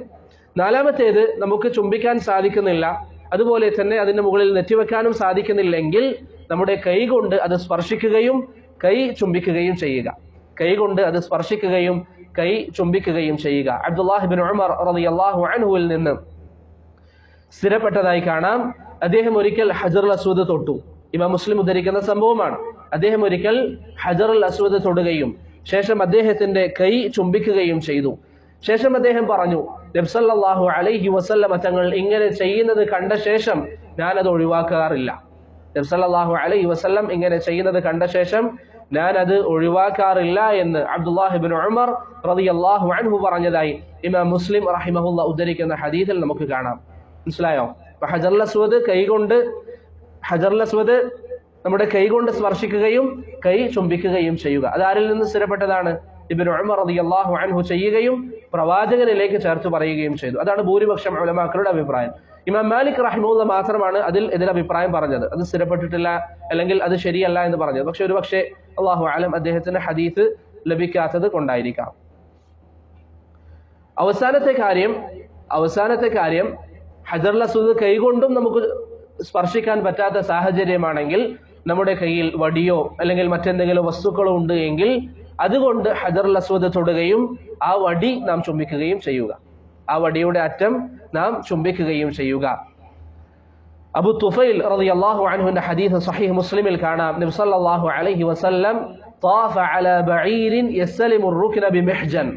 നബി സല്ലല്ലാഹു അലൈഹി വസല്ലം ഹജറുൽ കഅബ തവാഫ് ചെയ്യുകയും അദ്ദേഹത്തിന്റെ കയ്യിൽ ഉണ്ടായിരുന്ന ഒരു വടി കൊണ്ട് ഹജറുൽ അസ്വദ് തൊടുകയും ചെയ്തു. വയുഖബ്ബിലുൽ മിഹ്ജൻ, ശേഷം നബി സല്ലല്ലാഹു അലൈഹി വസല്ലം ആ വടി ചുംബിക്കുകയും ചെയ്തു എന്ന് ഇമാം മുസ്ലിം റഹിമഹുല്ലാ അബൂ തുഫൈൽ റളിയല്ലാഹു അൻഹുവിൽ നിന്ന് ഉദ്ധരിക്കുന്ന ഹദീസിൽ കാണാം. ഇതൊന്നും നമുക്ക് സാധിക്കുന്നില്ലെങ്കിൽ, അഥവാ നമുക്ക് നേർക്കുനേർ ചുംബിച്ച് അതിന്റെ മുകളിൽ നെറ്റിവെക്കാനും പറ്റുന്നില്ല, അതുപോലെ തന്നെ ഹജറുൽ അസ്വദ് നമുക്ക് കൈകൊണ്ട് നേരിട്ട് ചുംബിക്കാൻ പറ്റുന്നില്ല, നമ്മുടെ കൈകൊണ്ട് സ്പർശിച്ച് കൈ ചുംബിക്കാൻ പറ്റുന്നില്ല, അതല്ലെങ്കിൽ നമ്മുടെ വടി കൊണ്ട് അത് തൊടാൻ നമുക്ക് സാധിക്കുന്നില്ല, ഇതൊന്നും നമുക്ക് പറ്റുന്നില്ല എങ്കിൽ ഹജറുൽ അസ്വദിന്റെ നേരെ ആംഗ്യം കാണിക്കുക. ഹജറുൽ അസ്വദിന്റെ നേരെ ആംഗ്യം കാണിക്കുക. ശേഷം കൈ മുത്തേണ്ടതുണ്ടോ? മുത്തേണ്ടതില്ല. ചില ആളുകൾ ചെയ്യുന്നത് പോലെ ഹജറുൽ അസ്വദിന് നേരെ ആംഗ്യം കാണിക്കുകയാണെങ്കിൽ കൈ മുത്തേണ്ടതില്ല. ഇബ്നു അബ്ബാസ് റളിയല്ലാഹു അൻഹുവിൽ നിന്ന് ഇമാം ബുഖാരി റഹിമഹുല്ലാ ഉദ്ധരിക്കുന്നതിൽ ഹജറുൽ അസ്വദിന് നേരെ ആംഗ്യം കാണിക്കുന്നത് സ്ഥിരപ്പെട്ടു വന്നിട്ടുണ്ട്. ആംഗ്യം കാണിക്കുന്നത് സ്ഥിരപ്പെട്ടു വന്നിട്ടുണ്ട്. ഇതാണ് ഹജറുൽ അസ്വദുമായി നാം ചെയ്യേണ്ട കാര്യങ്ങൾ ഉലമാക്കൾ വിശദീകരിച്ചിട്ടുള്ളത്. ശേഷം തവാഫ് തുടങ്ങുന്നതാണ്. അത് ഇൻഷാ അല്ലാഹ് വരുന്ന ദർസിൽ നമുക്ക് പറയാം. തവാഫും സഅയും ചുരുങ്ങിയ ചില കാര്യങ്ങൾ മാത്രമാണ് നമുക്ക് ബാക്കിയുള്ളത്. നമ്മൾ പറഞ്ഞത് ഹജറുൽ അസ്വദുമായി ബന്ധപ്പെട്ട് ഒന്നുകിൽ അതിൻ്റെ മുകളിൽ ചുംബിക്കുകയും നെറ്റിവെക്കുകയും ചെയ്യുക, അല്ലെങ്കിൽ അത് ചുംബിക്കുക. മൂന്നാമത്തേത് അത് കൈകൊണ്ട് സ്പർശിക്കുകയും കൈ ചുംബിക്കുകയും ചെയ്യുക. നാലാമത്തേത് നമ്മുടെ കയ്യിലുള്ള എന്തെങ്കിലും ഒരു വസ്തു കൊണ്ട് അത് സ്പർശിക്കുകയും ആ വസ്തു നാം ചുംബിക്കുകയും ചെയ്യുക. അഞ്ചാമത്തേത് അതിന് നേരെ ആംഗ്യം കാണിക്കുക. ഈ 5 കാര്യങ്ങളാണ് ഹജറുൽ അസ്വദുമായി ബന്ധപ്പെട്ട് നാം ശ്രദ്ധിക്കേണ്ടത്. അതുപോലെ തന്നെ ഹജറുൽ അസ്വദിന് നേരെ ആംഗ്യം കാണിക്കുമ്പോഴാണെങ്കിലും ഈ പറയുന്ന ഏത് പ്രവർത്തനമാണെങ്കിലും ഹജറുൽ അസ്വദിന് നേരെ നമ്മുടെ ശരീരം തിരിക്കാൻ വേണ്ടി ശ്രമിക്കുക. ഹജറുൽ അസ്വദിന് നേരെ നമ്മുടെ ശരീരം തിരിക്കുവാൻ ശ്രമിക്കുക. അതാണ് അനസ് ഇബ്നു മാലിക് റളിയല്ലാഹു അൻഹുവിൽ നിന്ന് ഇബ്നു അബീ ശൈബ റഹിമഹുല്ലാ ഉദ്ധരിക്കുന്ന അസറിൽ സ്ഥിരപ്പെട്ട് വന്നിട്ടുള്ളത്. ഇതാണ് ഇന്നത്തെ നമ്മുടെ ദർസിലുള്ള പ്രധാനപ്പെട്ട വിഷയങ്ങൾ. ബാക്കി ഇൻഷാ അല്ലാഹ് നമുക്ക് വരുന്ന ദർസിൽ സൂചിപ്പിക്കാം. അല്ലാഹു സുബ്ഹാനഹു വ തആല നമുക്ക് നാഫിയായ ഇൽമ നൽകി അനുഗ്രഹിക്കുമാറാകട്ടെ.